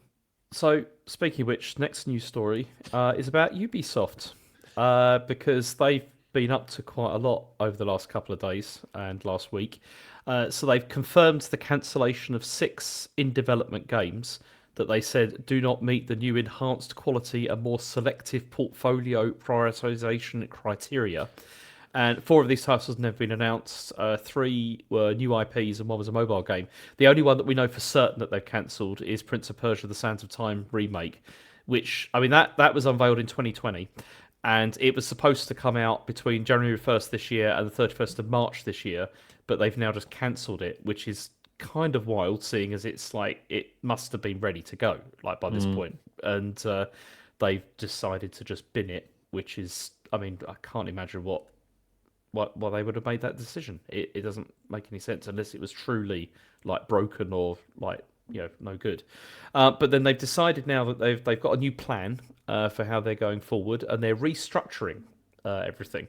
And so they're going to split into 5 what they're calling creative houses, which are going to be focused on what they're saying are scaling and extending their biggest properties. So this means like Assassin's Creed, Far Cry, and Rainbow Six. So do you want to know the 5 areas that they've got? Yeah, go on. So they're going to be doing, so it's competitive and cooperative shooter experiences, which includes The Division, Ghost Recon, and Splinter Cell. Splinter Cell? Well, Okay. they've The said it, but- Division. Really? yeah, and The Division. I'm yeah. more surprised to see the Division on that list. Division No, 3 because, is I mean, a like, thing, right? because they're, we've seen mean- like posters of them like about to announce like an anniversary version and Right. they're working on Division 3. I mean, so. I mean, Don't- the don't game get- was interesting when it come out, but it's so like how they're gonna have to do a lot to get interest back in that game, surely. I mean, don't get too excited because these are examples of what they mean. Right. But then Oh, if you hear some of the other ones, you'll probably see where I'm going with this. So Gotcha. then one of the other ones is live experiences where they include like For Honor, The Crew, Riders Republic, Brawlhalla, and Skull and Bones. I mean, Yep. All their big hitters. I yeah, forgot that come out. yeah. They keep every so often I see that there's like new stuff going on in For Honor. I was like, well, someone must be playing it. Yeah. It's my mate Zeno. I'm pretty sure he still Still in boots it. that up at times as well. Then we For got Hons, as he calls it. Go on. immersive fantasy worlds and narrative-driven universes. So the example given here by Eurogamer is like Anno, Might and Magic, Rayman, Prince of Persia, one of the ones they just cancelled, and Beyond Good and Evil. Who puts Anno and Rayman in the same? I don't know. I mean, immersive. I mean, it's not an immersive fantasy world, right? Anno, I thought it was like a it's like a historical management sim, isn't it? I Yeah. think. And so, sorry, go on. but then they talked about Beyond Good and Evil because apparently that isn't dead. Like No, Beyond it's still- Good and Evil still 2, going they're saying strong. that it's still Fascinating. being Yeah. uploaded. Out of all this, they confirmed that that's still in development. Like, let it go, guys. It's been. I mean, Fucking hell. I saw a thing the other day where they said it's been 9 in years, development isn't it? now. It's longer than Duke Nukem Forever was, which is Wow. which is kind of crazy. Then Yeah, that's also, it. In June 12th, 2017, 9 years ago, Ubisoft premiered the trailer for Beyond Good and Evil 2 during their E3 conference. Well, that was just the last trailer. It was announced in 2008, according to Yeah. chat. So, my word. Fucking hell. and then you got the other one is casual and family games. So that's like the final category. Just Dance. It's actually, well, probably just Dance, right? So Mario and yeah, Rabbids? Oh yeah. I don't think Nintendo are going to do another Mario one of and them. Rapid. Mario and Yeah. Rabbids? Rabbids? You sounded like a child What? then. I suddenly realised I should have said Mario, Mario just and Rabbids. That's my favourite game, Mario and Rabbids. Mario and Rapid's another All right, one. Dave, let's know. Sorry. Then also they've announced with this we've had like Ubisoft's Halifax mobile studio and the Stockholm studio are being like restructured and shut down, and they've also going to be restructuring their Abu Dhabi, Red Lynx, and Massive teams. And then one of the other things they've done is they're doing a mandate now for all remaining staff to return to in office work 5 days a week. But So they in will other be words, given- fingers crossed, we'll force more staff out exactly, in the process. That's Yeah. clearly the plan, is that people then will have to either move or quit. Quit, And but then also that they said, but they are going to give an annual allowance of remote working days, so it's very generous. that's They've nice of thought them. about it. Yeah. And and they're also delaying 7 unspecified games to ensure enhanced quality benchmarks are fully met and maximise long-term value creation. I mean, the thing is, I mean, this has not had a great impact that I think they probably anticipated was because their share price has gone down to like €4.36 a share, and their peak share price was 107 like euros per share, Which is mad, right? Because usually Wow. the perverse thing that happens is companies make cuts like this, and then the stock market's like, oh, aren't they brave? Yeah. We should probably put the value up. But so it's, yeah, since July 2018 of that high point, it's now dropped. Like their value has dropped 95.9%, which is quite a Blimey. lot. Yeah. And they've also said they want to make a further 200 million euros in savings down the line as well. So, I mean, this is awful, isn't it? Really, what's going on with Ubisoft? It's like, yeah, it really is. Like I do wonder if this is them like trimming themselves down ready for a purchase. But I think we've been saying someone's going to buy Ubisoft for about the last 5 years, I think. So I mean, they're all just waiting for the ticket to go even lower. It's like, okay, Yeah. how about €1 a share? We're in. maybe we should buy them. Maybe. Turn it All right around. round. Yeah. But yeah, no, it's sad. It's miserable. Oh, yeah, apparently the Black Flag remake has been binned as well. Is that right? oh no, it's been delayed. I think That's one of the ones that's- delayed, right? Yeah, it's So, one of the ones that's been delayed. So, yeah. Yeah, you that's think the- anything to do with fucking Assassin's Creed, they'll try and cling on to anyway, won't they? That's the Even thing. though Like, that's a series though that's also in decline in terms of like Is it purchasing though? numbers. Because I thought the last, apparently Shadows was was the decent. biggest, wasn't it? Yeah, Like massive it sold selling. shitloads. Yeah. But it is funny how like this we had like everyone called it the Ubisoft kind of open world game. Like they didn't create this genre, but they certainly kind of showcase a lot of the things that other people have gone on to copy and use themselves. And they've got Assassin's Creed and always big IP, and yet they're just scrapping everything and downsizing massively. It seems it's kind of one weird. of the worst things they did was how they tried to apply the same formula to basically every single else. property Yeah, they yeah, had, which was like how they did that to Ghost Recon. It's like it's Riders of the Republic, they're all kind of look the same, don't they? Far Cry as well. Yeah. I mean, I think it worked probably better in Far Cry than Mhm. the others, but it just had that feeling of like, oh, they've done the same thing to this as well now. Yeah, but Far Cry as a franchise, I mean, I'm not like they'll release another one, I'm sure, but I don't know what they can do really to get It'll be a me while. excited again. I know. I think they just needed that break. Like they were releasing them too close to each other. I think I've got a feeling the next Far Cry will come out, 2 to 3 years time, and actually the world will probably be ready for it. It's just they released 3 in close proximity. I'm sure someone's going to point out there was like 8 years between them or something. But they were so similar that it just felt, especially 6 and 5, felt so similar. Was it 6, 5, and 4? Were all pretty close to each And other. then they weren't had they? Blood Dragon that you liked as well in between that. Yeah, That was Blood good. Dragon was different. That was like a little jokey thing they put There's out, a wasn't it? yeah, like side I thing, will like- say, Primal is the one you're thinking of. Primal. yeah. That was the one that I was the only one that played and loved it. No, I will say there was the Avatar game, the more recent one from from Massive. Pandora. Yeah. That was I played the trial of that. It's like visually stunning, and I was like, oh yeah, this is like a pretty fun Far Cry game, basically. So yeah, It's just that credit got where it's due. released like really so close to Christmas. I don't think a lot of people just forgot about it. Yeah. It's also like Avatar. I'm probably completely wrong, but it just feels to me like Avatar is like a property people don't really care about that Well, much. it's but- massive. But I mean, the I- new film's still done hundreds of millions in. Yeah, it's one of those things that is apparently massive, and they keep releasing content around it. I don't know a single person that's into it. Like, mean, not it at was- work, not in my family. No one turns around and goes, "Oh, are you watching the new Avatar movie?" It was no. It was And if they did, you'd be absolutely- like, oh, what? I mean, I what's saw going on? it. I saw it. It was. It's fine. Yeah, but you wouldn't be like, oh, guys, you got to see the new Avatar. I don't know, No, man. not this one. Second one I actually surprisingly liked. Third one. It was absolutely massive in China, like Avatar. Was it? People were really into that, wow. and but Not so as big as maybe that's- Utopia 2 though.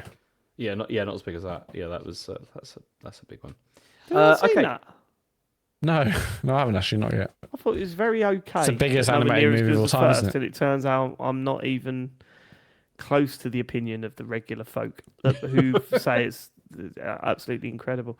Anyway, sorry, that was Zootopia. That was my review of Zootopia 2, ladies and gentlemen. Little Mark Kermode over there. Sounds like you hate it, David.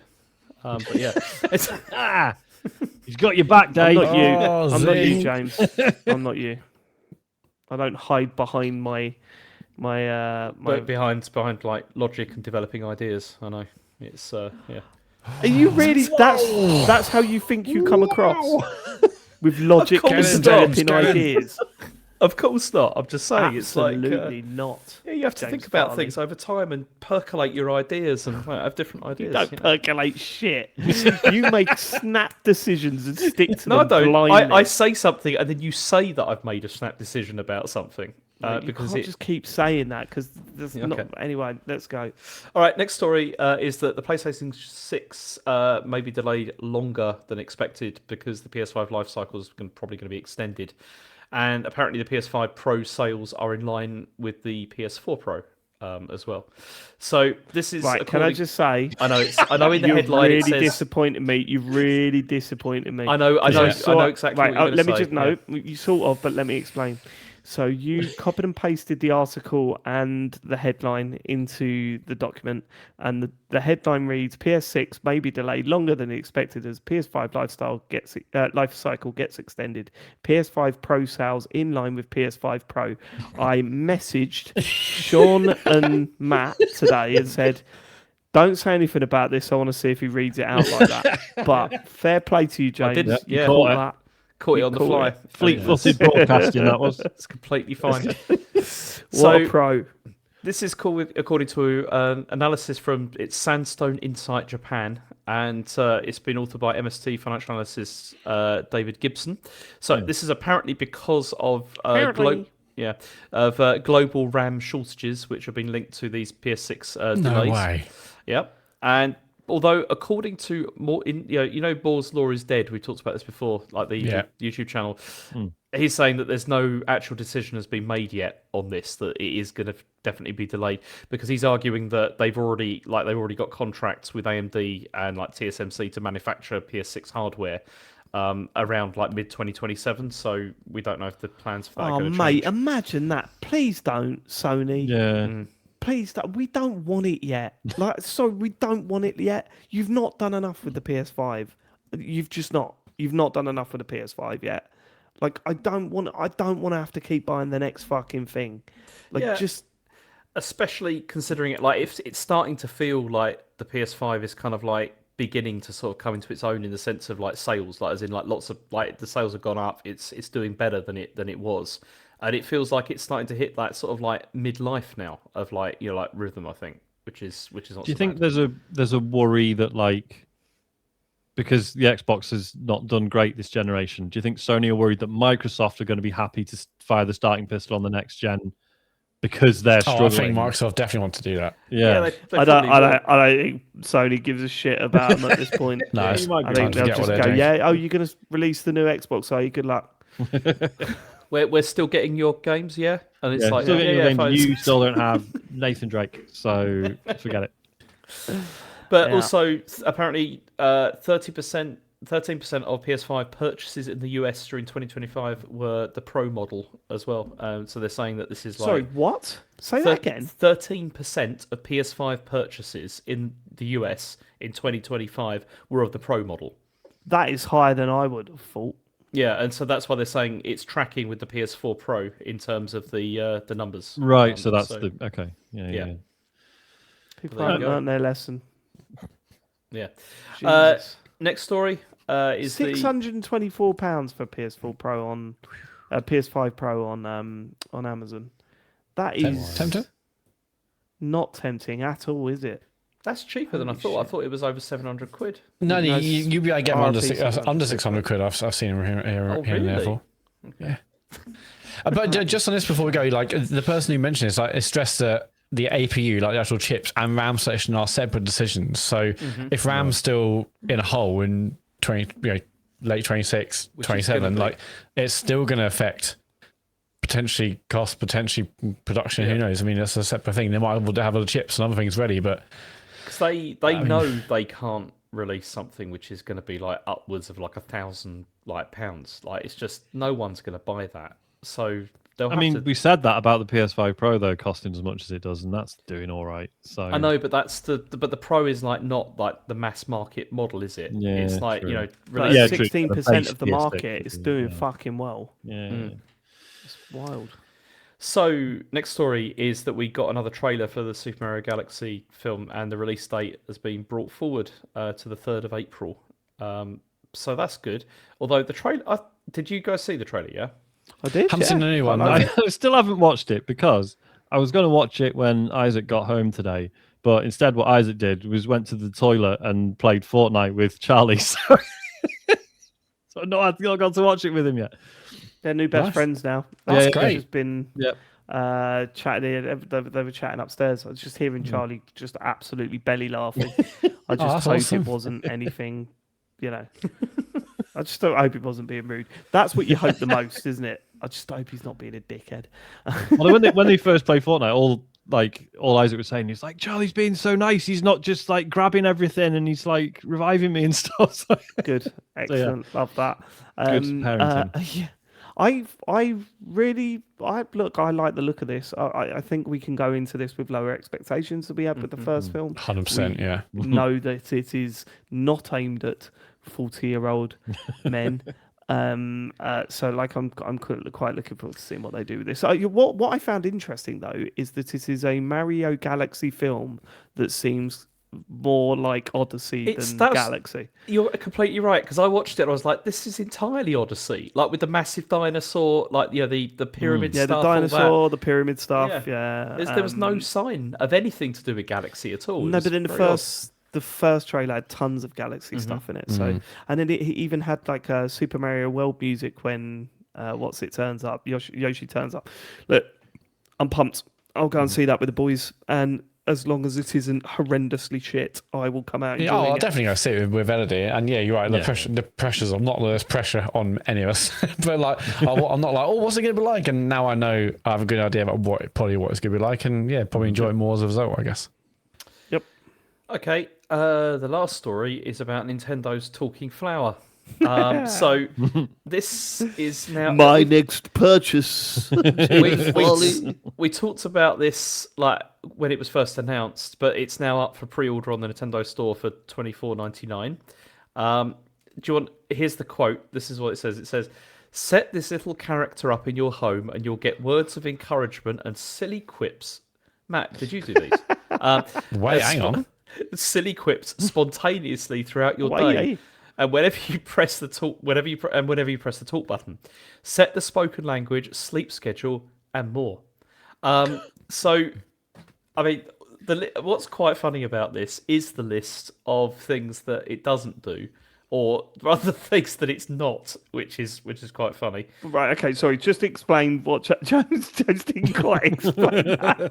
If you go to the Nintendo Store and you go to the listing to buy this thing, underneath what it is, they've actually changed this, James, because this looks different on my screen. Oh, really? Now. Okay. Yeah. So so they have actually changed this. So it used to show the picture of the product. Underneath it say talking flower when it was released, how much it was, pre-order, and then it gave a list of things it wasn't, and it was like, it's not compatible with the Switch or the Switch 2, it's not a game, it's not a clock, it's not an amiibo, it will not work with amiibo things, and I was just like, don't start with that. Tell us what's good about Nintendo. Someone at Nintendo has clearly sat down and said, right, let's try and create the most fucking irritating product of all time and see if these fucking idiots buy it. Like what? How about an alarm clock that every time you move in bed, it makes noises? Every time you move in bed? No, that's not true. That's not. It doesn't. That is true. That's what it does. That's It vigorous does movement. when the that. alarm's It does going that. off, right? It does that when the alarm goes off. Yeah, not It's always. not- I it's thought not- if it senses vigorous movement, No. That's the vigorous movement is to stop the alarm. That's what you have to do. so what do you have to do to stop the alarm? You have to do a lot of vigorous one out. movement, You're man. absolutely knackered. Yeah. Don't snooze it. Every morning. Have you watched No, the and every trailer night. for this thing? No, Have I've you not watched seen it? the So it's trailer. the talking flower from Mario Wonder. Yeah. And it's got that voice, and it just talks. It just says shit throughout the day, constantly. Quips. It's just, and it even says underneath it, it goes, that's the yolk. Oh, really? It does, yeah, it turns into Mickey Mouse. Hello, is that my lawyer? When it was doing the quips, right? When it was doing the, saying whatever it's saying, underneath it says talks about 2 hours, 2 times an hour, and I'm like, no, that's way too much. Every half an hour, that fucker's going to say something, is it? So what you're saying is, if I get one of these and I've got it here in like my living room during where I'm the doing pod. the podcast, that's going to be going off like during We're the going to pod. have to do it. We're going to have to do it. You're going to have to I have want it next to the you during mic. the feed. Next to the mic, so we It can says hear here, it. like, Talking Flower can announce the hour mostly accurately. So what does that mean? Yeah. What does that mean? Like what? The So example not they- on the time. example they It can't gave- say it can't say 2:30. Well, no. 2. Like what's I think- The example that gave was it went, it's 9 a.m. Haha, no, it's 10 a.m. That was the What? It example. tells you they the gave. wrong And I time. was like, why is That that? sounds. I'm late for work, you prick. I was going to say, how fucking anxiety inducing is that? Jesus. Is it? Well, not anxiety inducing at all, because you look at any other clock in your house. Yeah, James true. will have to, walk over to his while it's going bling blong bling blong bling bling blah blah. But he's still It's be able great to fill the fun. time It's from it. great fun. David. The funny thing is, on this 9to5toys.com link that James has provided for us, there's a few links here about Nintendo Talking Flower. Pre-order now, Amazon, $35. You click on it, it takes you to Amazon Music, a song called Talking Flowers by Jezebel Susan. So, great work there, 9to5toys. Superb. I think this looks shit. Yeah. I don't understand why anyone would have it in their life. No, me neither. But for the I price, love the fact that one of the things you can do with it, it's got a button in front of it, and one of the things it suggests you doing, if you want to break from the flower, hold down the button for 5 seconds. I was like, yeah, that's probably the only use of that thing. Isn't it? 25 quid though. Will Charlie and Harry want one? No one likes the fucking flower, do they? I don't like think so. the No, flower. the flower's very irritating in Wonder. I mean, Like, it's not as irritating as we thought it was going to be when we first saw it, but it's still not like, yeah, it's the fucking flower. Oh, what's it saying? It told me the wrong time again. Like, I can't. I need to. Like, what? You say there's a video for this? Yes. Is that There's a right? trailer. Okay. Sorry, Like, because I'm just. Like, it says, like, set a bedtime and wake up time. I'm like, well, what for? What does it do? Well, no, it'll just like So it won't just- talk when you're asleep, I think. Oh, right, okay. I Right, was dunno. hoping it'd be better if they had in brackets mostly accurately after that as well. let me give you an example of some of the things that it says that's used in the trailer. Sometimes it's nice to space out. Is it weird for flowers to talk? Bowser and his buds can't get us here right. Oh, don't spoil it for me. It's Make sure you're getting your veggies. Honestly, But he's a Fucking plant. hell. Surely you'd hate that.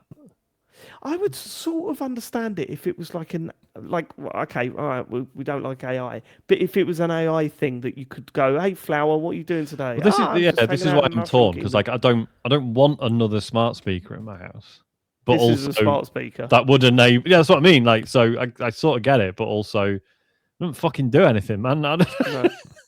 No, if they'd say this flower, you could turn around to it and say, "Turn my switch on. I want to play Mario Kart 8 or whatever." You'd go, "That's not for me," but okay. Like, this is not what this is. This just barks out random shit every.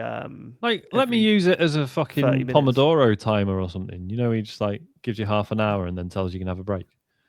That'd be useful, but I don't. Pretty sure Oh. it doesn't do that. No. James, Yeah. on the Nintendo website, it's limited to just 3 per customer. So is No, that gonna be that- okay for you, or Yeah, probably. Maybe not. I mean, if I've got multiple accounts, so Yeah. I can always get around that. Yeah, It's, that old yeah. loophole. Yeah. Well, I mean, one for every room, obviously. Of Yeah. these, you know. You just don't ever want to. James You're going to be Davis. carrying it around, aren't you? Yeah. Taking a yeah, video. just get a big chain for your neck. Need one for the office as well. Yes. obviously. Maybe I should show you this, like, because the one thing that I was grateful for was the fact that the voice that we have for the flower, the Nintendo talking flower in the UK, which is obviously the same as the American voice, is bad, right? It is bad. it is nowhere near as bad as the French voice. Oh, really? Right. Okay. Oh god, that made me jump then. That was way too loud. Right.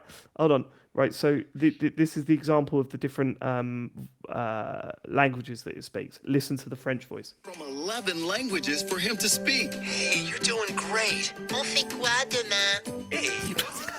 That would be like, oh, it sounds like taking the piss out. You're what the French call les incompetents. Right. So, yeah. I mean, odds on James will own this by the end of the year. Yeah, I mean, I'm just- just still- looking at it, you know. Wild card entry. Here we go. I'm just still looking at the things it doesn't do, and I'm like, saying like, all right, I'm probably glad it's not AI, but It's like, not an air fryer, Sean. It's not like, going to cook it's your not dinner. a clock, and it's like it could be a clock. Why can't it? It's got a computer in it. It could be anything. I love it if it says it does not talk. It's not just a flower. flower. Yeah. It also says it plays select background music as well. So that's intriguing. That'd be good if you're trying to listen to anything else, and then it just starts fucking. You're like, all right, mate. Plays select background music, mostly accurately. It's- All right, that's enough. that's Is that it for the news? yeah, that's it for the news. Although I've got a fantasy zone. Yeah, First of the year. yeah. No, Strap we in, didn't ladies know and this at gentlemen. all, did we? Either, guys. This is a real shock. Yeah. Even more for the listeners that are watching on Twitch that where we accidentally played it right before we came on air because we wanted to test to see if it's the fantasy zone. Let's go.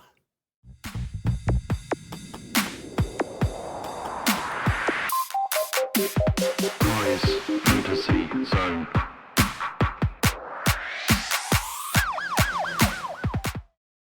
Whoa!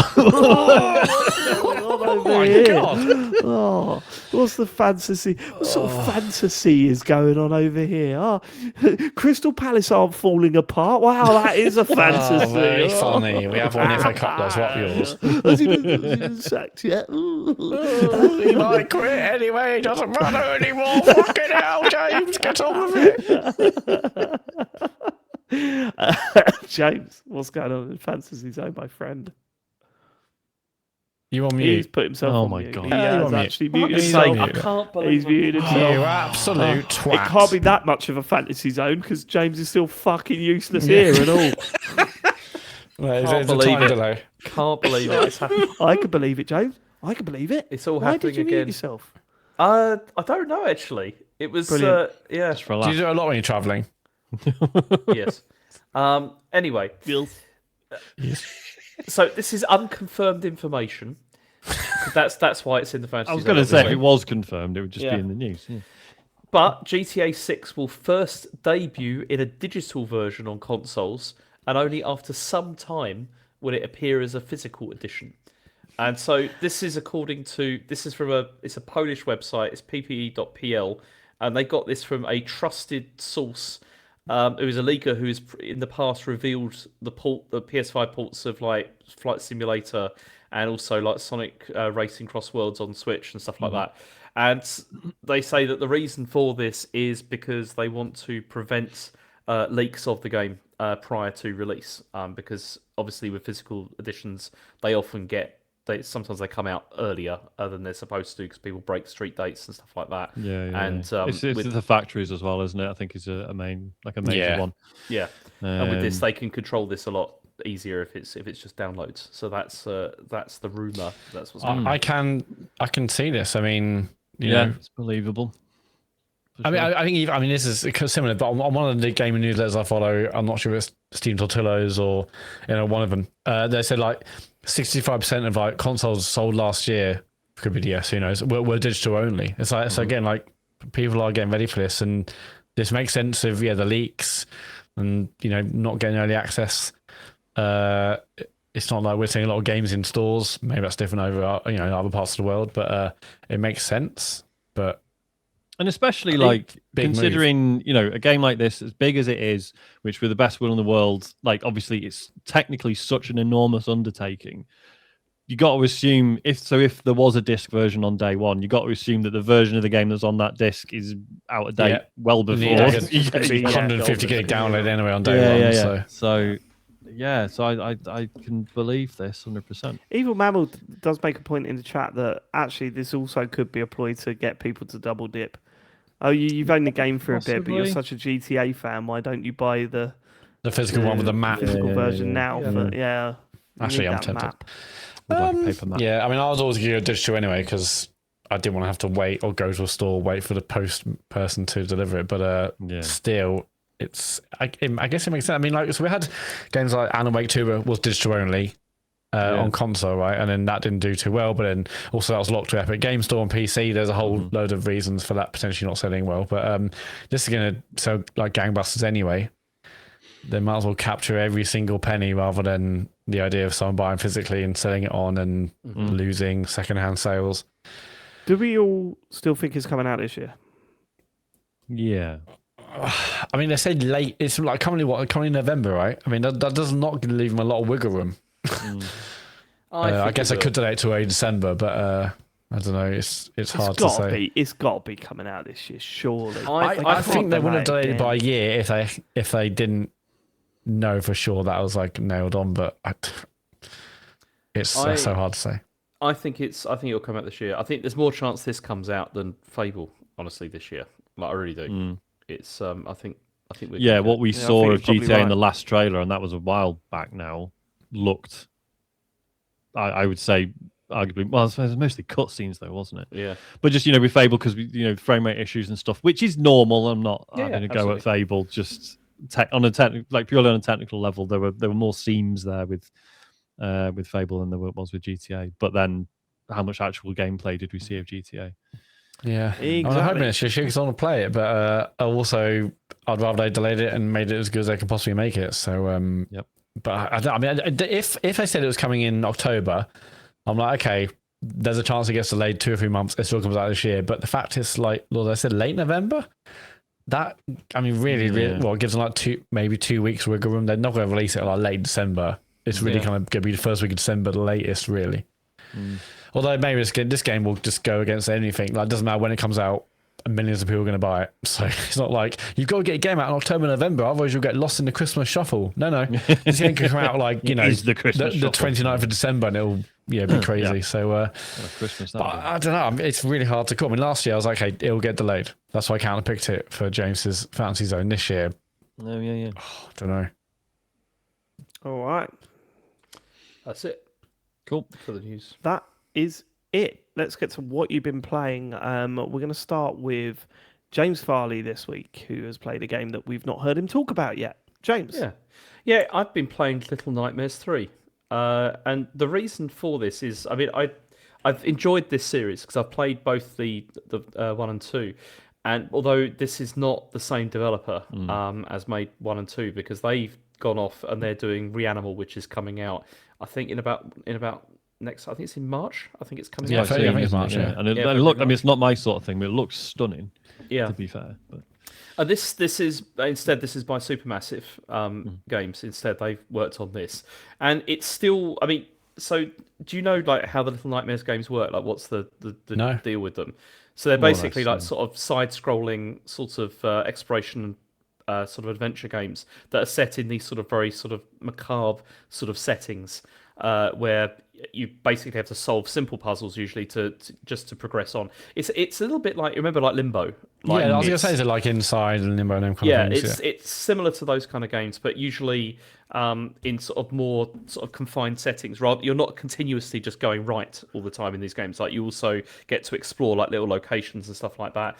And they always have this kind of like sort of gothic kind of sort of art style, and usually it's starring like children, like you're playing as children, and you're trying to escape from the nightmares that there are around. And one of the things that I've always really enjoyed about the series is like, how big are those nightmares, James? They're not little. I wouldn't say they're little nightmares. So they're medium-sized. I'd say they're medium-sized to large. Well, nightmares. fuck this up then. Yeah, They fuck the name up, haven't they?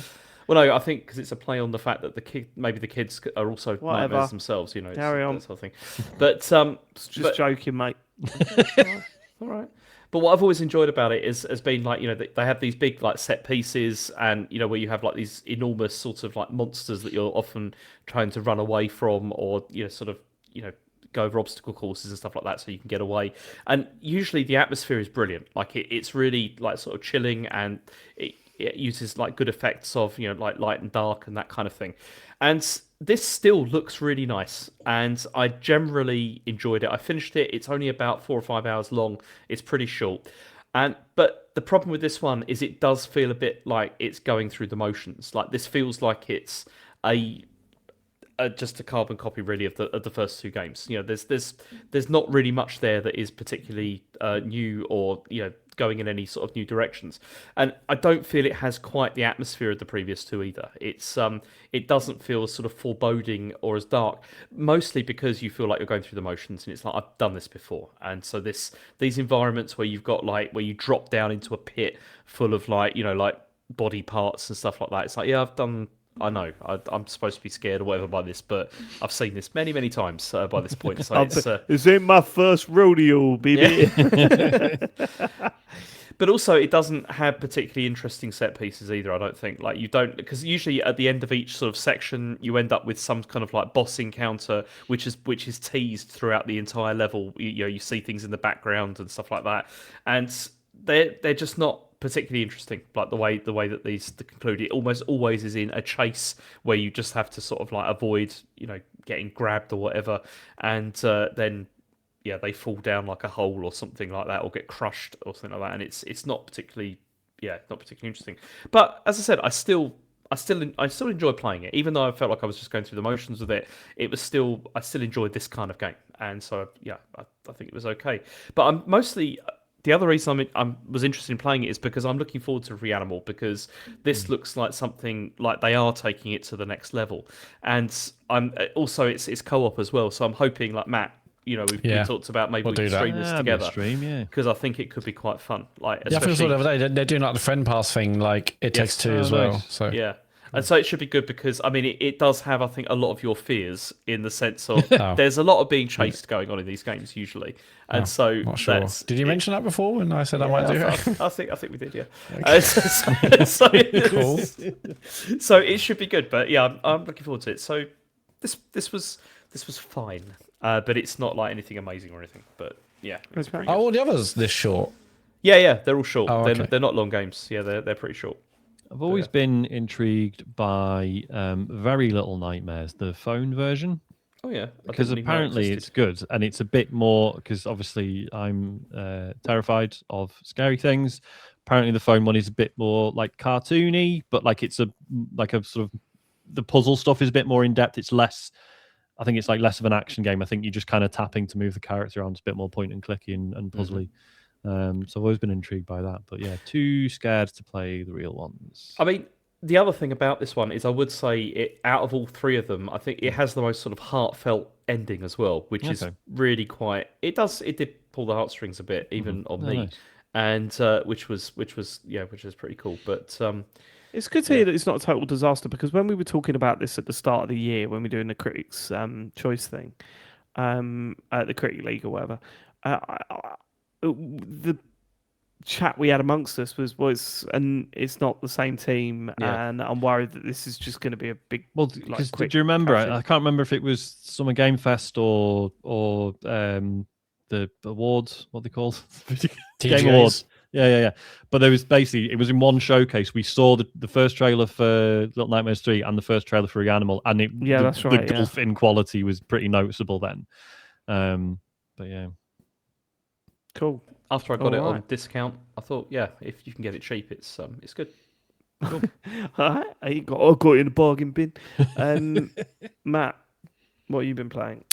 So I decided, Elodie and I played a bit of Lego Party, or shall I say Lego Mario Party? No, you shouldn't say that. No, I shouldn't say that. I'd be an idiot if I said that.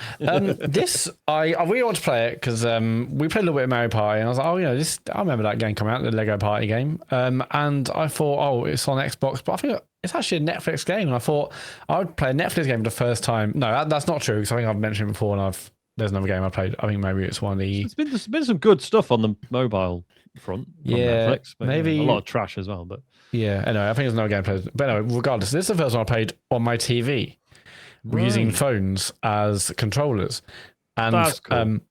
No, it's not cool. No, okay, so No, it's really bad. Now it could be my TV. Cool. Like, I've got like some TCO LCD thing. Could be the TV being rubbish, but Elodie and I connect our controllers to the TV. That was pretty seamless. You scan a QR code and it's working, but it was really laggy. Now for this kind of game, it doesn't really matter too much, but yeah. Like, and also visually it was rubbish as well.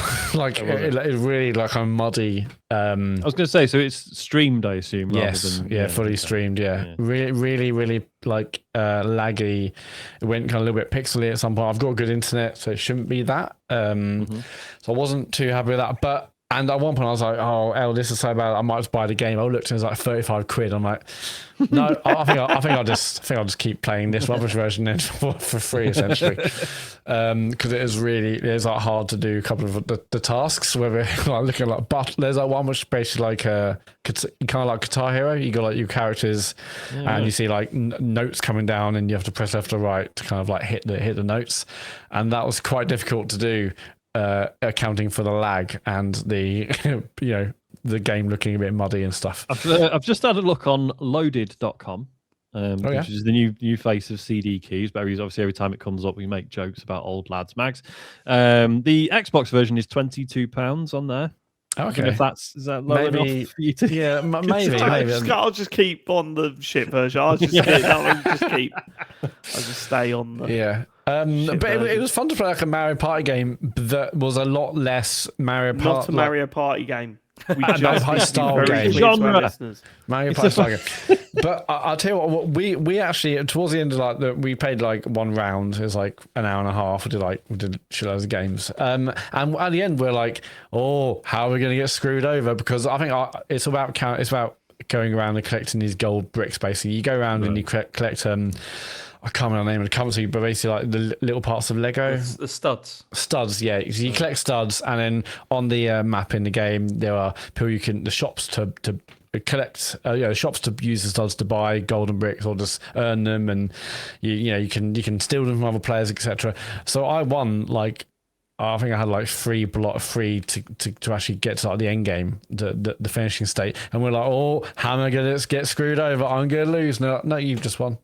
I was kind of expecting the classic Mario Party style getting screwed over the end because actually you won. Yeah, like actually because you did this in this game and you won that many games. No, it's just that I just literally just won. So I think it sounds more skill based. Those sorts of games, they need like a countdown to tears. Those guys. I kind of want to screw us over. Because the thing is, to me, that sounds better, but it's not going to work if I play it against Isaac, is it? Because that's why Mario Party works, is because I can play against Isaac, and yeah, I might earn more stars during the game, but of course, I'm very happy for it to award him some at the end.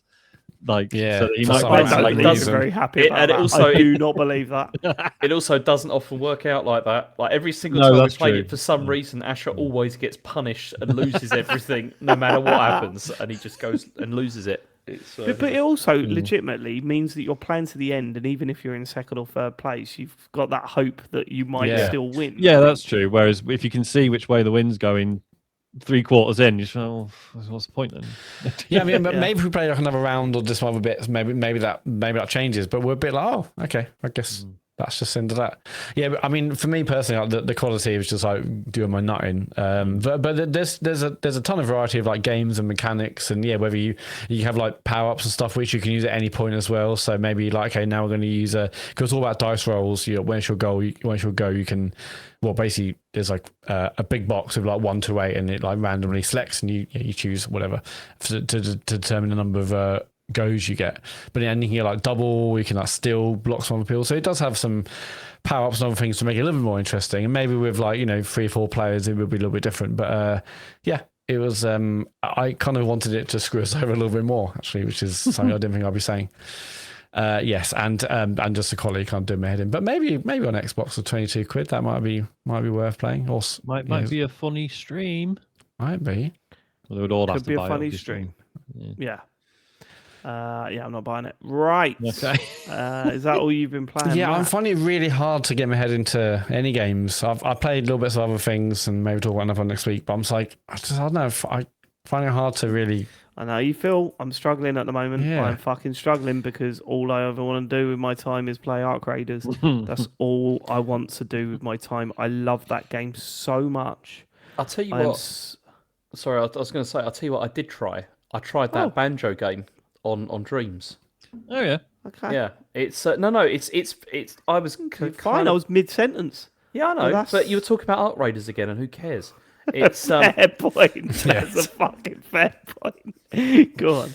yeah, I played the Banjo Kazooie game that has been released on Dreams, and I was really shocked by how good it was. Honestly, like how it looks incredible. It feels exactly like a banjo game, and yeah, I nearly sent you some videos and stuff of it because. So is it a remake or is it a new No, banjo it's- game in the same it's, style? It's basically just like one level, like one area, Right. and where I think it's like a kind of a proof of concept kind of thing. I mean, I know that there's like a PC port of Banjo Kazooie coming out soon, which is like a remake, of it that somebody's been working on.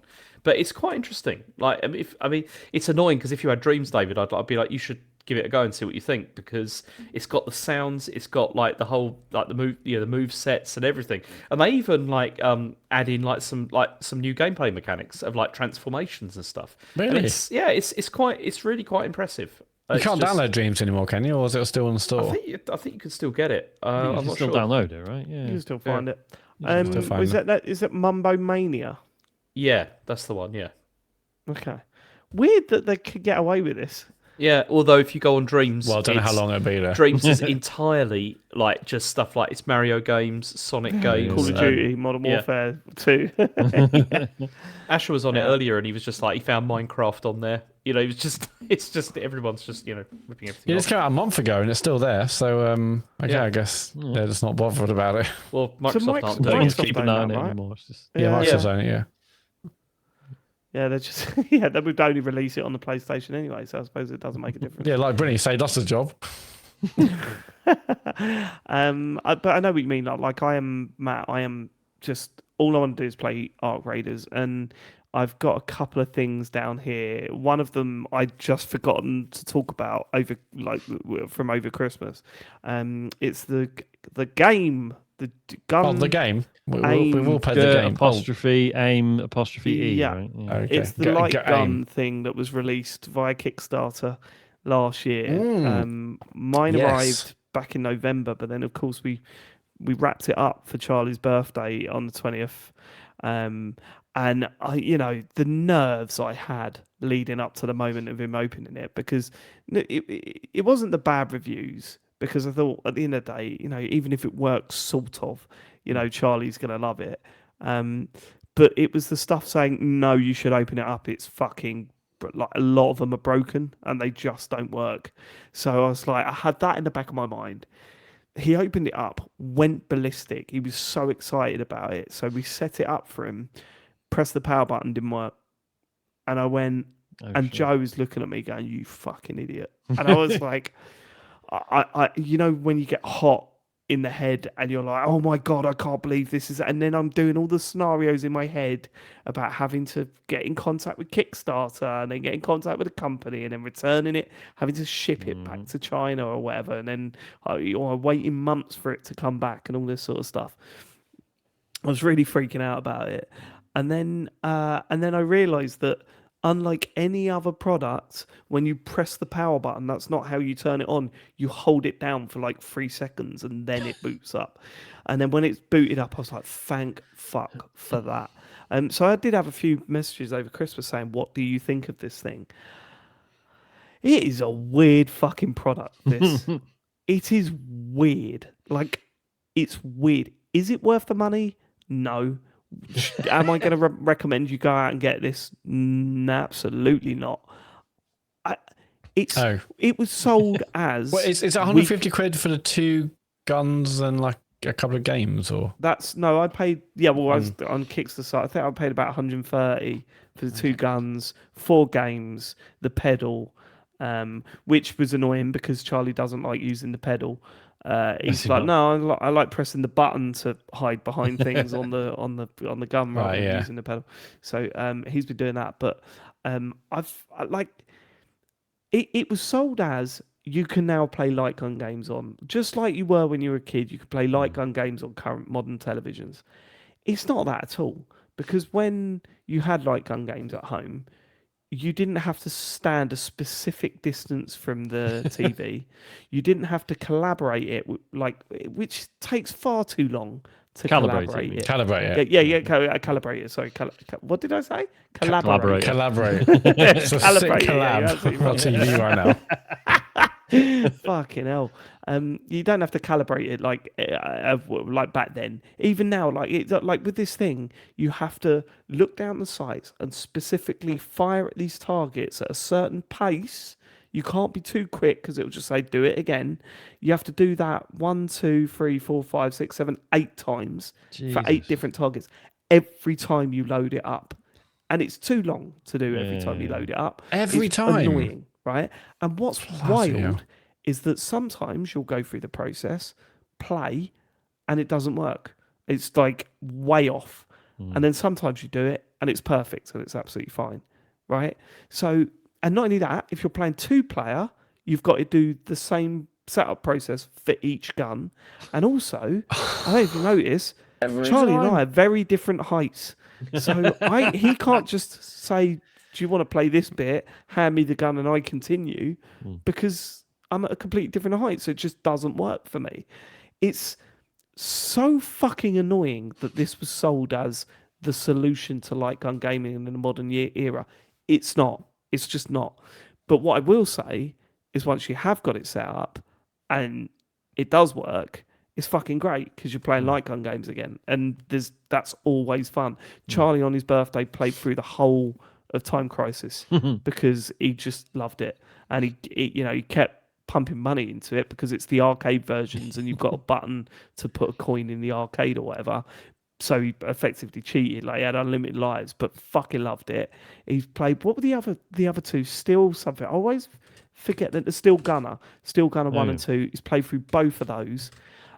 He doesn't like Point Blank because it's a competitive game. Oh, I love it. Like it's great, but I think there are problems with how accurate it is and how accurate you've got to be in. Right, Point Blank. because that's a tough game. Yeah, so sometimes like there is one game where it like gives you 3 seconds to shoot a apple off someone's head, and so if you're slightly out, they're dead. Yeah. So if the calibration's not working, for that moment, you're not going to do that. Yeah. But when it was working, I was instantly shooting that apple, and it felt great. So look, it still pisses me off that we haven't got a solution to this problem. I was really sold that this was going to be the solution, especially because the previews were so positive about it. And it's just not what it needs to be. And saying that, and also it's kind of disappointing that it is just Time Crisis 1 when it could have been so much more. They could have put so much more. Jailbroken yet? I've not seen anything. I've not looked, but I will jailbreak it if I'm able to. Isn't it? Yeah, But it's an Android device. but I don't know if it'll work like that, because presumably the way it works is that each gun is a camera and it's picking up on clues or cues from the game itself. So I don't know if any sort of adaptation or work's got to be done to the game to make it work with these. Right, I see. Yeah, maybe. With these guns. Yeah. So I don't think you just put light gun games on it and it'll work. I think there's more to it than that. And I worry that this is going to be something that is just going to go into the bin in about a year's time, because it's not. When was the last time you played it? This weekend, actually, to be fair. Okay. We play light gun game. It's been a I was month. like, yeah, It's let's been a do month. that. Still. Let's do that. Yeah. I mean, at the end of the day, Charlie loved it, so it was worth getting it for him for his birthday. But it's not the solution to the problem that I wanted, and how it was sold. Like, it was actually sold. This is why I always have a rule to never use Kickstarter, and I fucking fell for it. I fell for it. There's like I was saying, it's not like you're even getting it that early, because it was in Argos on the same day that mine arrived. It's just people just use it as a way of taking pre-orders, which, full disclosure, that's what we did with the t-shirts back in the day. Funnily enough, I had a list of the Kickstarters that I'd signed up for. Yours was the only one that I was satisfied with that. It was a t-shirt and I wanted it. It was good. That was it. The others I look at and go, fucking hell. rubbish. So I played that, and I've also been playing a lot of a mobile phone game called Offsuit. Oh, yeah. I won't spend a lot of time on this. It's a poker game, and they have the Okay. it's a funny money poker game, you know. And they had the idea of creating a stylish looking poker game where Oh, this it's looks really nice. designed- Yeah, I'm just having a look. Yeah, now. it's designed. So I'm holding it up to the screen. It's Aye. designed to. If I show you what the matches look like, usually when you play a poker game on your phone, it's set up as if. How do I put it? There's a certain look that when people are playing poker professionally, like in gambling sites, it looks like a table with the cards in front of you, Right, yeah, and yeah. you're pressing certain buttons. Whereas Skeuomorphic this one design, goes, Dave. no, let's try and make this look like a modern day poker game with Yeah. the cards in the middle and your options down the bottom. And for the most part, that's fucking great. It feels really nice to play. To fold, you can flick the cards up. You've got stats on the bottom right hand side. It's just very easy to control, and you're not looking at you're sort of not looking at a table with very small icons that you're supposed to press to you know, it doesn't look like it's just taken a concept from a desktop computer poker game. It's and actually been put it on a thoughtfully phone. designed for a It's actually phone been and thoughtfully how it designed. works. There are some problems with it. Like, I think the rounds are too slow. And I think the major part for that is that what you want is when you're playing a poker game on your phone, there seems to be no vibration mode on it. So like what the other poker games do that I've played, the phone buzzes when it's your turn. So when Yeah. you're holding it and you're looking around, it'll buzz in your hand and you're like, oh, it's my turn. Whereas the amount of times I've looked around and then looked back down and it's already passed me by and I've folded. Oh, that's It's stupid. automatically Yeah. folded me. Yeah, it was a bit annoying. It also has a panel on the bottom right hand corner, which I will never understand because as you can see, like I'll show you on camera again, right? As you can see, there is a lot of unused space on this Yeah, there's a whole load of UI. black right? screen there doing nothing. At the bottom right, you've got your face, your little avatar, and you've got how many chips you've got. And if you swipe up during a game, it gives you a percentage of how your likelihood of winning based on the cards you got, and the percentage of what your next hand could be. Right? You know, so it might say you got a 32% chance of getting another pair or whatever. Right. Yeah. But I'm like, I want to know how much money I've got and the percentages, and flicking Not between one the or two the is other. just Yeah, that's fucking dumb, annoying. yeah. Utilize the space you've got. Yeah. Like, I think it'll get there. This seems like it's been pretty new. I could be wrong. It could be pretty new. Like it feels Apart from like poker that's. game. Yeah, I think it's been about. But for now, it's the best place to play poker on your phone. So I will be continuing to play that on and off throughout the week. I wish I could just contact the devs and go, can you please sort these things out? Because please get this going, because I love the idea of a poker game on your phone that's built to play on your phone. And it isn't got all that stupid flashy. For some reason, these poker games always want to do like big flashy animations for everything, and it's just annoying. This is just like simple. It feels good to play. There needs a few tweaks, and it could be really, really good. I'm installing this. Cool. This sounds great. I Yeah, want a new same. poker game. I mean, I want to be off my phone Offsuit. more, but I also want to play poker. I also want to get another like pool/snooker game for my phone. I used to be obsessed with virtual pool on PC when I was 16, and then later on my phone. But that's going to make me want to use the phone more, and I want to use it less. So But there's different ways of using your phone, right? As long as you're, Yeah. if it's keeping yeah, you I'm off, still looking like at screen. yeah, but if it's stopping you from doom scrolling, I think that's Yeah, still a win. Right? yeah. Anyway, so it's good. Yeah. That's Offsuit. Right. And that I'm playing it on iPhone. I'm assuming it's on Android as well. It but, is, yeah. Yeah. Cool. Sean. Hello, I have been playing. I mean, obviously, I've been playing Arc Raiders. Don't need to hear about that again. What's that game? Arc Raiders. Okay. It's good. You should try it out. I've been playing. So over Christmas I played Super Metroid because I've been enjoying my Retroid Pocket Classic. I was like, right, I want to keep this going. I want to have like a retro game on the go at the same time as whatever I'm playing at the moment. So I've finally started Chrono Trigger for not the first time. This is again sort of back when I first discovered emulation Never, I don't think it ever officially came out over here in those days. Don't shout at me. Oh, Yeah, so I played like a bit of it on an emulator and kind of got stuck and fell off it. So this is me sort of, having another go in earnest. Just holds up, man. It's good. It's it's an all timer. Like it is. I mean, I've never played it either. I've done the same thing where I've loaded it up on like enemulators and stuff in the past, and and just thought, I know this is supposed to be like incredible, but I've never, I never got that far. I mean, so I'm playing the original SNES version. Obviously, there was a DS version which I think had some quality of life improvements. There was also there is a version on Steam. I don't know if that came to like modern consoles or anything. Apparently, that's also good. It's I think what surprised me, like replaying this and Super Metroid. We hear a lot about how like everyone's attention span's gone to shit these days, and everything's about quick wins, and not like in the olden days. Between this and Super Metroid, they are brisk as fuck. There is not a wasted moment in them. There's been some bits of Chrono Trigger where it lets you figure out where to go next. It kind of tells you, but perhaps could be more specific, and you can waste a bit of time going the wrong way, fighting the wrong enemies, etc.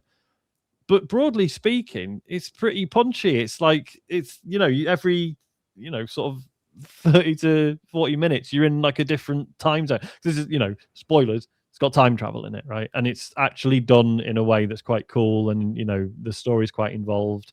And like when you think you've got a handle of like, oh, okay, so there's a time period which is like current day, then there's one in the distant past, then there's one in the far future. And then it throws a total curveball at you that I really genuinely didn't see coming and was quite impressed by.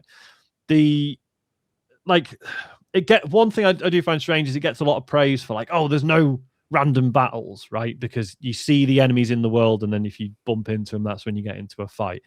Yes, but sometimes they just appear out of nowhere and just come at you and you start a fight.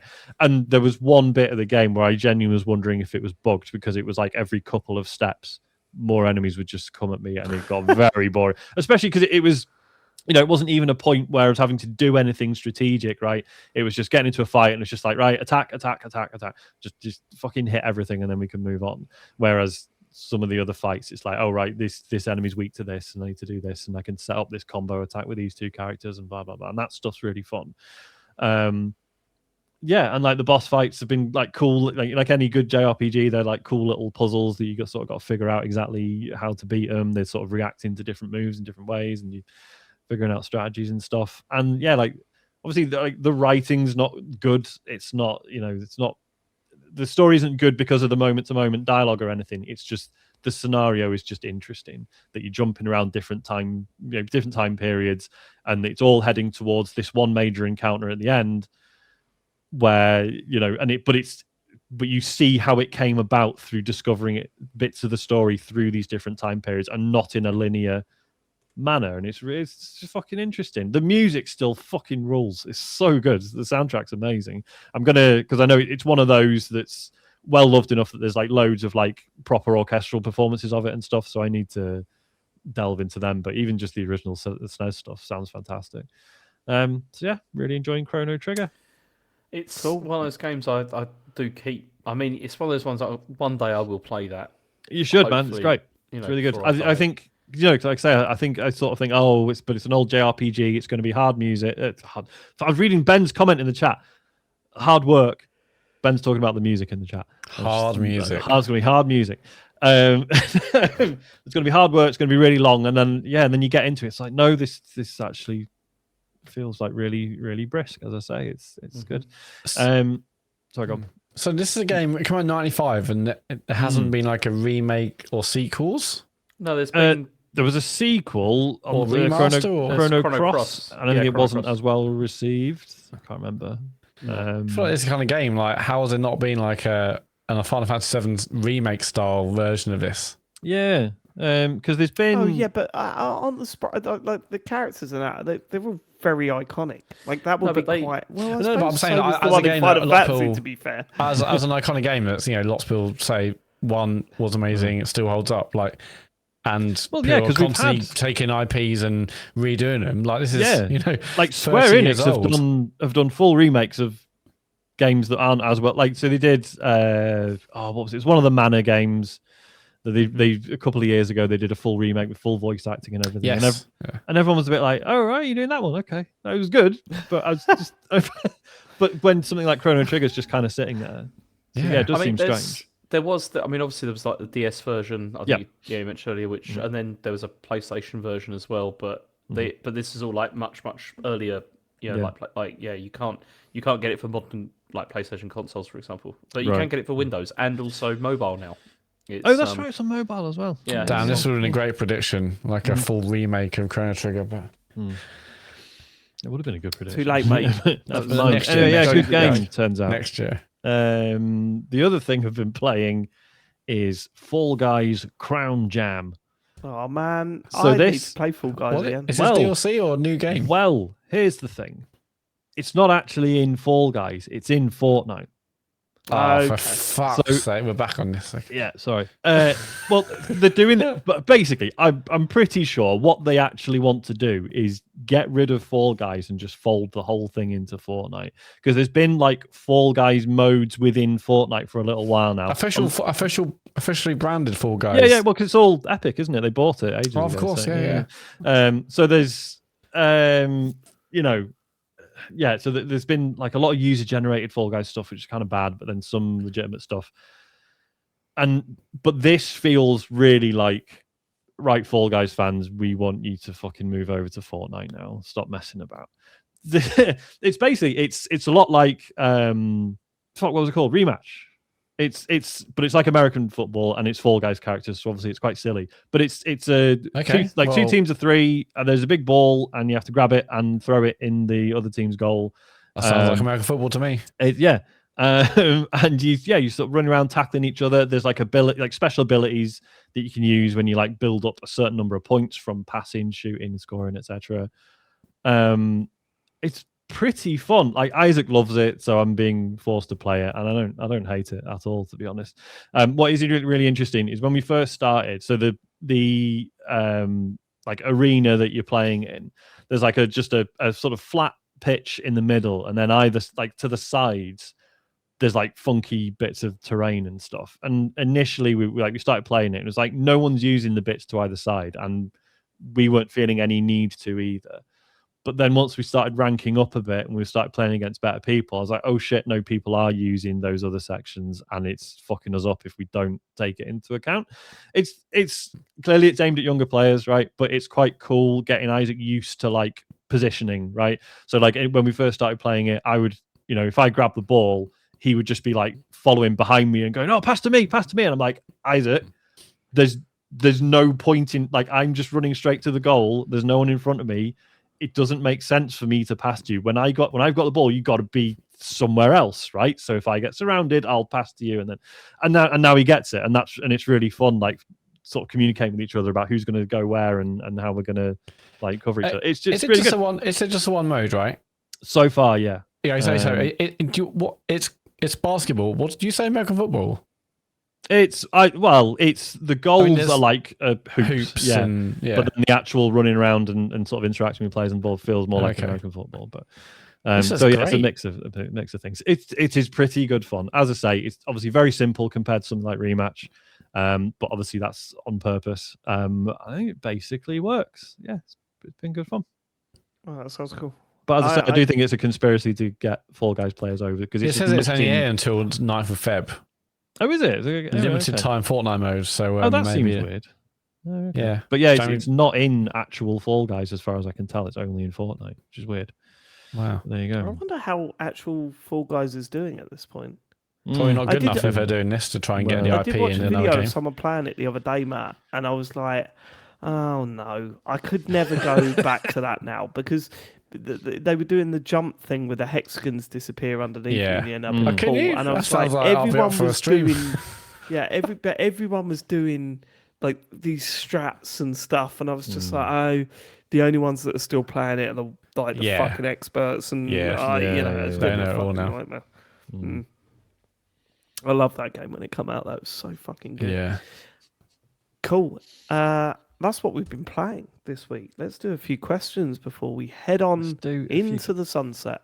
We've been going on for quite a while, haven't we? Fuck.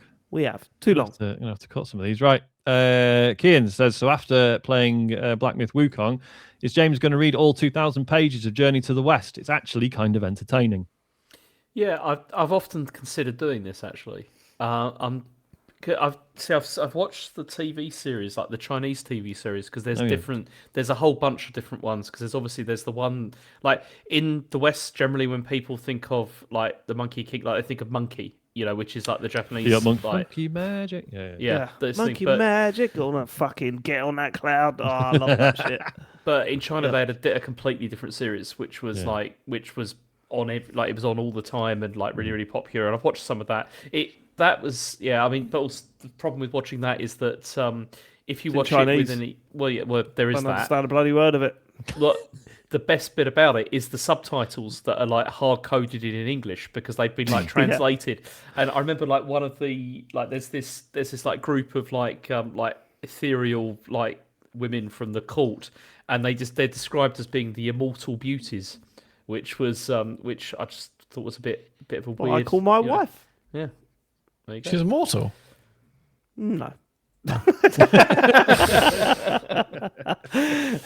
it is one of the more accessible books though of the Chinese classics compared with things compared with some of the others. But I don't know, maybe one day.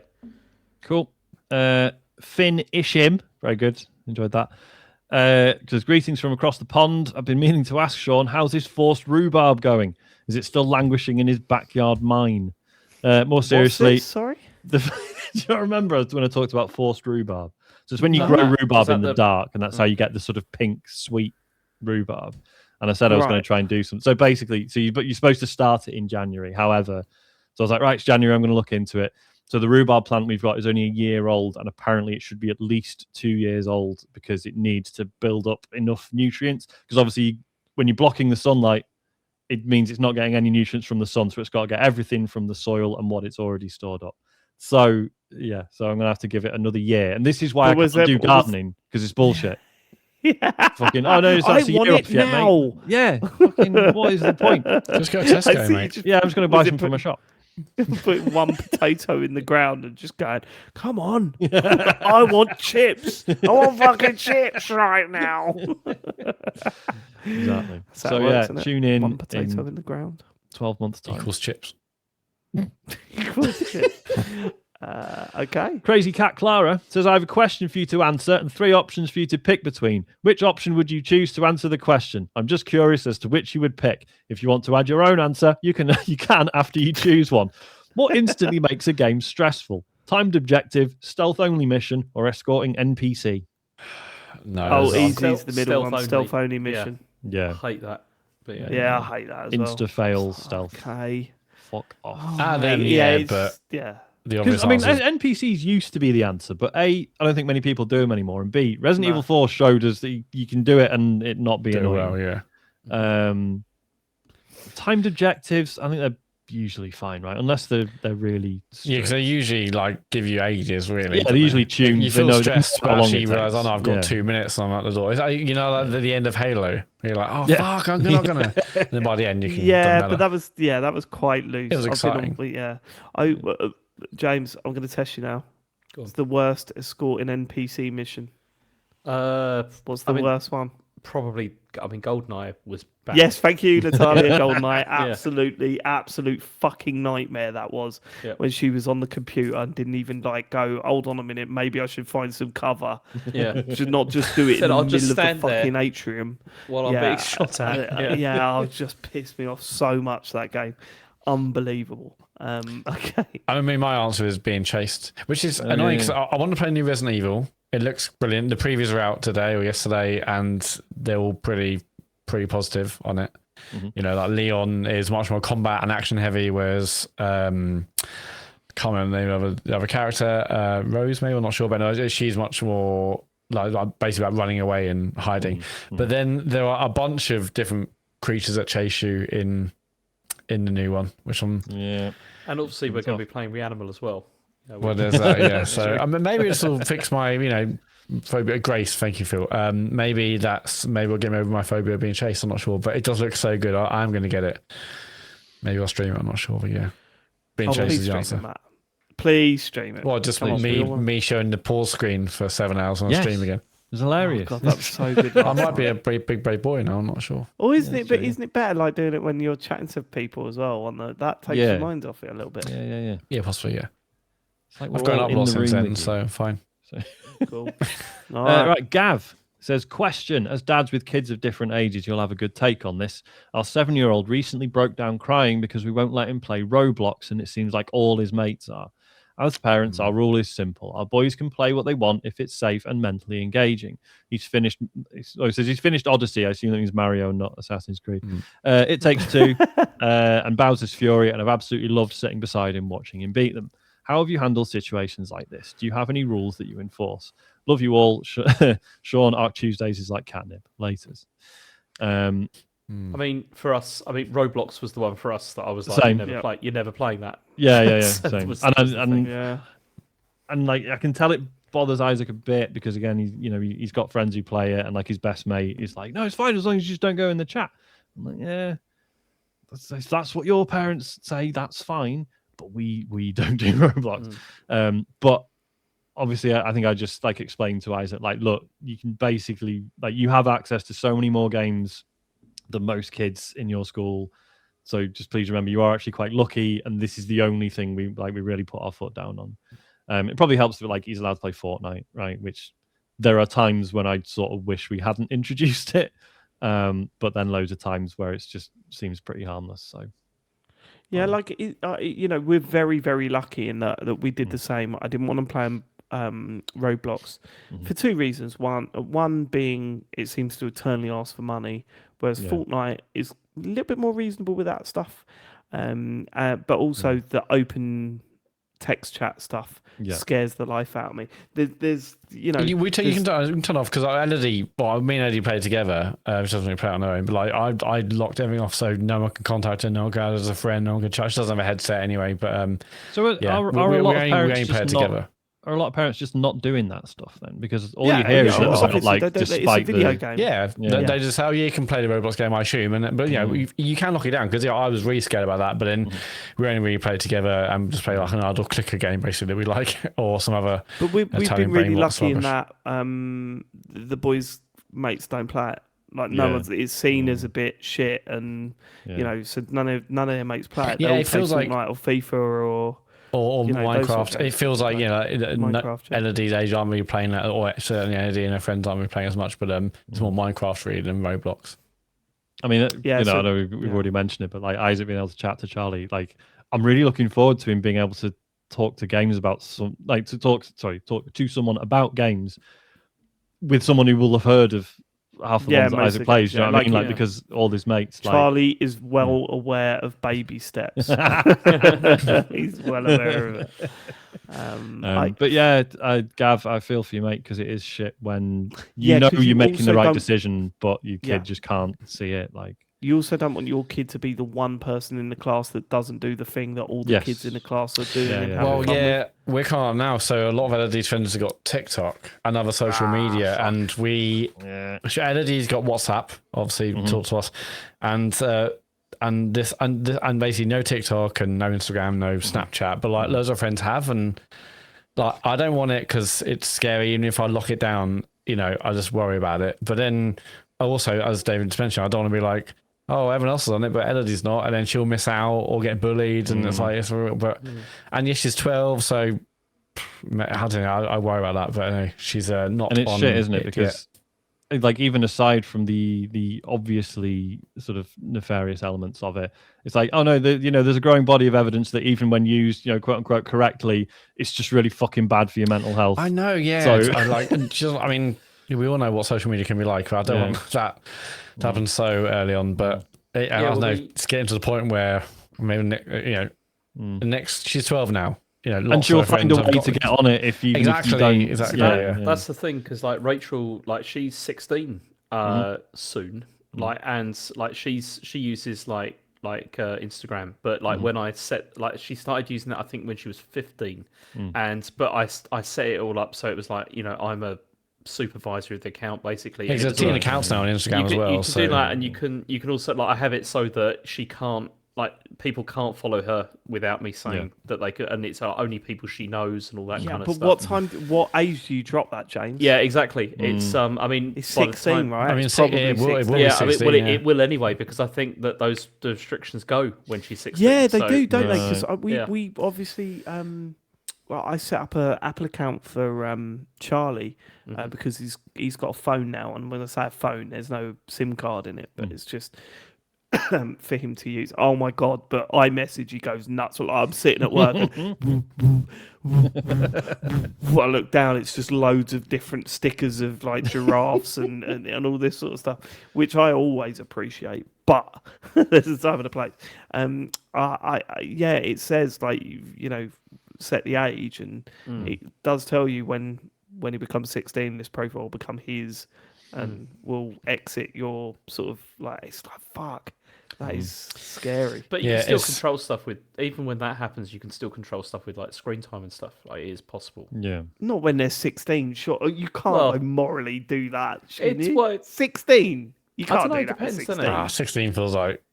Yeah, you wouldn't at do that that point. at 16. Do you know what's funny at the moment? So, I I mean, got Isaac. James will. Do I got Isaac this Retroid Pocket G2? It's been amazing, to be fair. I talked on the show about I was panicking because it can't technically run Fortnite. I've got it running through cloud streaming, and it actually looks really good now. But yeah, so obviously with the Switch and stuff, it would have your parental controls, your time limits, etc. So on this, I was like, well, shit, what do I do? And I can't put a time limit on it, but so far, all I've been able to do is so Android. I'm assuming iOS is the same or similar. It's got this like you can set like when your bedtime is, and it basically puts on do not disturb, and it makes the display black and white. Okay, yeah. So it does that at like 7 p.m. And so far, he hasn't twigged that you can just open the settings and turn it off. Okay, Really? I'm just relying on that. There's a new sick black and white mode for Fortnite. Everyone's talking about it. Actually, what's waiting funny? for him to sauce that, and then it's all ruined. Hey-ho. Yeah, so I've always had it. Yeah, again, Edity's got her own account for a phone, and I have to approve every app that she downloads. Sure, yeah. And then when we're doing this bloody Lego party, like she had to like scan a QR code and download the controller app, and I wasn't getting notifications through. Like normally it says, "Oh, Edity wants to download." I was like, "Why isn't it coming through?" I was like, "Okay, I'm just gonna turn off the fact she has to get things approved." She tried to get one the other day, and I was like, I'm just gonna turn off.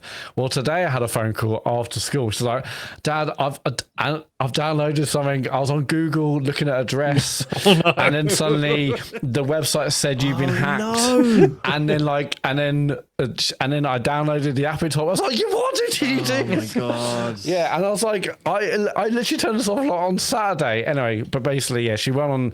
I was like, on Google, I was like, well, no, clearly she went to some place where there's, clothing. It said, you've been hacked. It should download like a VPN.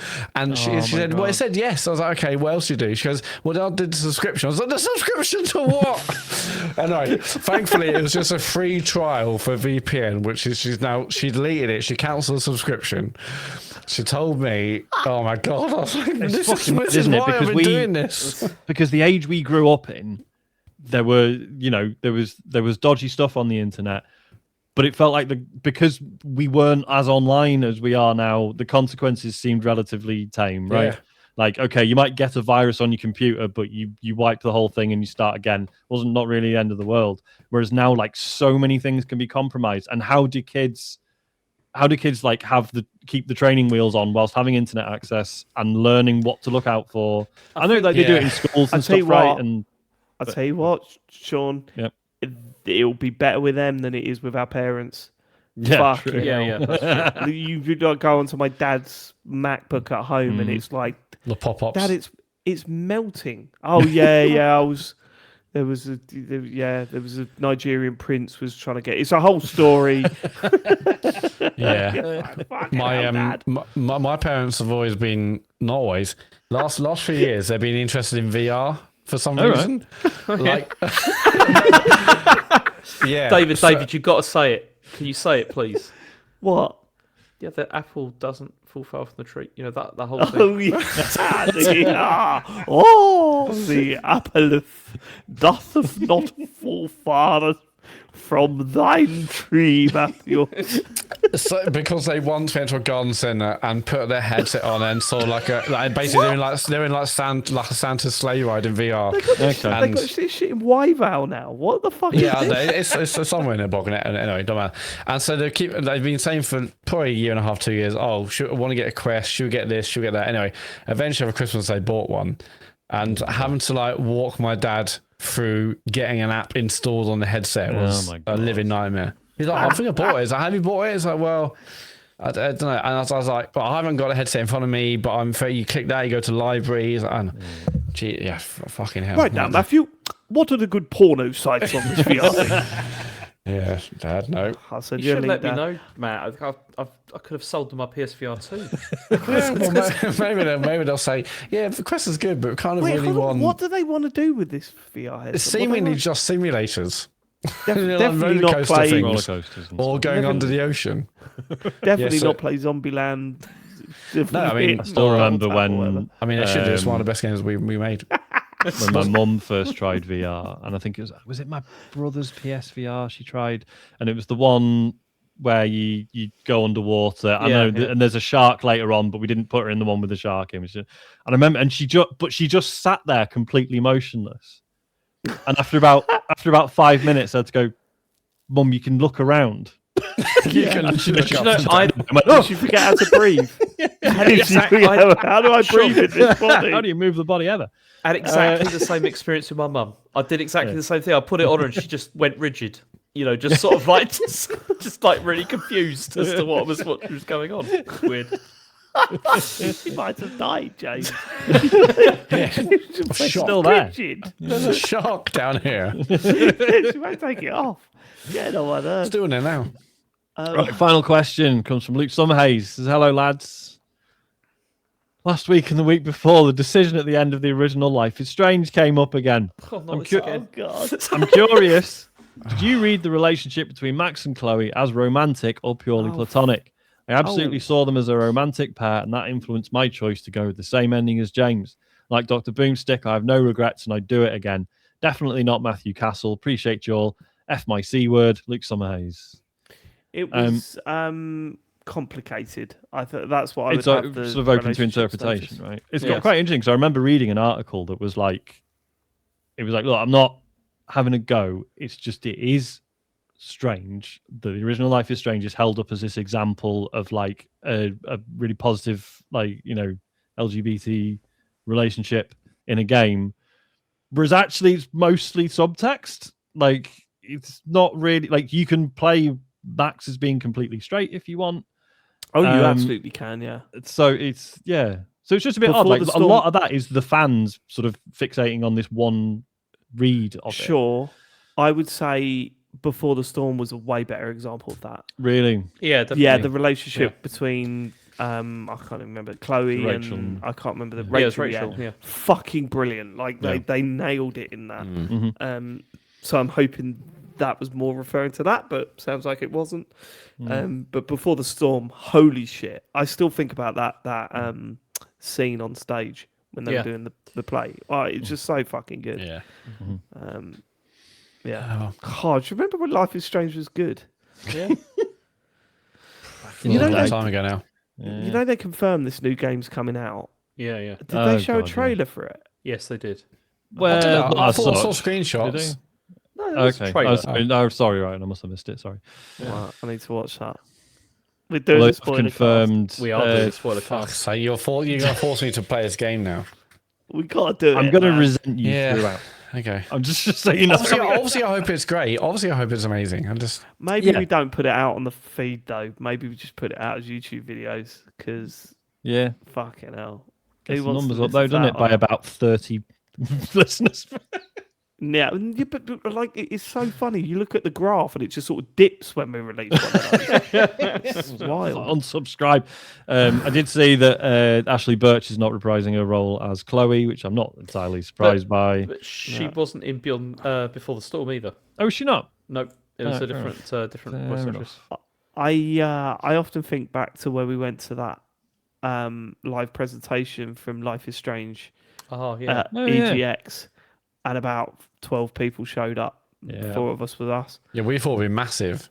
James was Yeah. checking the Domino's app on his watch. Oh, Yeah, yeah, that's got true, bored. yeah. Why That's did you all get bored? Why was it a bad presentation? It What was just really for? boring. I think it just was- like we all went as like because it was about Life is Strange 2, wasn't it? And we were all Yeah. massive fans Was and like, it? oh my god, yeah, because I can't wait to hear from the developers and blah blah. And it just, I don't know, we just didn't learn anything from it. No. That was Yeah, my they were just takeaway. talking about that, and they kept saying, "Oh, I don't want to spoil it," and we'd already Yeah. played it like Yeah. ages ago. So Yeah. what? Yeah, it was bizarre, wasn't it? But as you said, the highlight was me looking over at James' board and then noticing the fact he's looking at the Domino's menu on his phone, on his watch, sorry. And then him realising I caught him. Brilliant. That's highlight of the week, that was. Is that it? That is it. Then I suggest we wrap this up with the socials. Mats, what have you got for Domino. us? Whoos. Yes. Shut up. Doing free advertising for him now. One of my favourite trends on TikTok over the past few months is people convincing their mums that if you say that at Oh, the yeah, door, at the when door, the pizza yeah. driver, then you get 50% off. Yeah. So they open the door and go, Domino, woohoo! Is that- do I get the 50? And they're like, no. And then they look over and everyone's laughing. I love it. I love it. Yeah, brilliant. Okay, yeah, so Sean is playing Arc Raiders every single Tuesday night on twitch.tv/TCGSco. And if you miss that live, you can also watch on YouTube. Any of you joining us this week? You don't have to. I'm not 100%. Probably not I tomorrow. would love to. I would love to. If I get the chance, I will. See, I'd like to, but I've done Saturday, Sunday, Monday, and then Yeah, no, that's this would fine. be Sure, so- but you did promise that you were going to do it last week and then didn't. I know, and then I know. you said, I won't I do it, but I'll definitely do it next week. And now I you're know, saying but it's no been, this again. would be like 4 nights in a row, and it's Just like saying. Well, what just if I did saying. a different night? if you do a different night, yeah, I can move it. Should we do? Okay. Should we do? No. Is it Arc Thursdays now? yeah, Thursday would be good. Cool. Thursday's doable, I I'll think. rebrand it. All right. It's fine. Okay, so Thursday at 9. We're doing Arc Thursdays. Let me just change all the fucking Discord events and the Twitch Yeah, all the schedule artwork that's been and created. all the Hang on, James moves his streams around every week. It's true. I'm I'm about to do it again now as well. So it's like When are you streaming, James? Saturday? Saturday, yeah. I'll Okay. stream it Saturday. Yeah. And I mean, you didn't talk about baby Socials steps. is now becoming my favourite thing. Always people missing out on this. Yeah, I mean, you didn't talk about baby steps, James. I mean, I thought you were going to finish it on Friday/Saturday, Yes, whenever it was. I thought I was as well, and then I lost my nerve, and it went.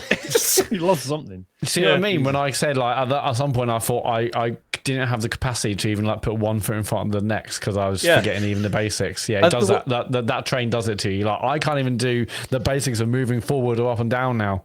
Yeah. Oh, the worst thing about it is that I've got into that second carriage now, and then I just got to the stage where I was like, I don't think I'm ever going to be able to get up here. I don't know how to do this. I mean, no, Yeah, it's- you're doing a lot better than I. Like when you fell down, I literally did that probably 30 times. Like, I mean, yeah, right to the bottom where the cave and that guy complaining was. Like, I did it so many times, and I can't believe you didn't go in there though, James. No, That annoys me. oh yeah, I can't. yeah, so I did. And then Yeah. people talk about if you go in there and help him, you get an alternative route. Like I went in there, talked to him, he was No, you moaning, and then I don't. left. No, they're winding him up. Oh, okay. What Anyway. on the stream they were saying that? Yeah, people Yeah. saying that's Or Yeah, maybe on there's no Discord as way. well. There's no way that it's an alternative route after talking to him. That Okay. like, Well, I they talked to him. they I was just like, wanted look, him to go and talk to yeah, him. you just annoy me. Anyway, yeah, but that bit in between the carriages, I was always going left around the suitcases and fell off 1,000 times, and it. Yeah, I mean, when I was watching a stream on Saturday, I was almost getting PTSD seeing the train again. Honestly, Yeah, John said that. John got to the carriages and gave up, and I was I don't know how anyone could do that, to be honest with you. Well, no, but, because there is apparently an easier route as well. Like you can go there's somewhere else. not. You've got to go through it. Well, exactly. You've That's why got I'm to going go to do through the that. train. Yeah, I'm not going to stop. I'm not going to change it now. No. I'm in No, but there, I don't think there so- is. I don't think there is an easier route. I think that's a wind up. Really? Anyway, Okay. Oh, for fuck's sake. Fuck off. Fuck off. it's the greatest thing ever. It's the greatest thing ever. So just to clarify on the streams, Thursday at 9, Sean is streaming Ark Raiders, and Saturday at 9, James is streaming Farley Sips. They're both on tcgs.co/ no, twitch.tv/tcgsco. If you miss them live, you can go to YouTube and see the VODs.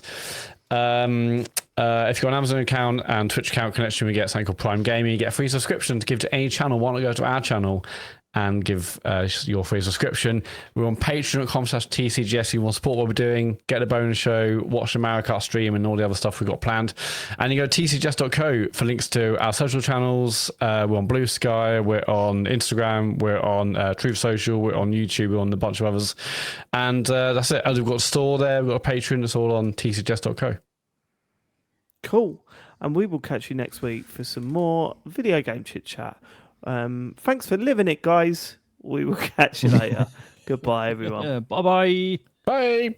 Goodbye.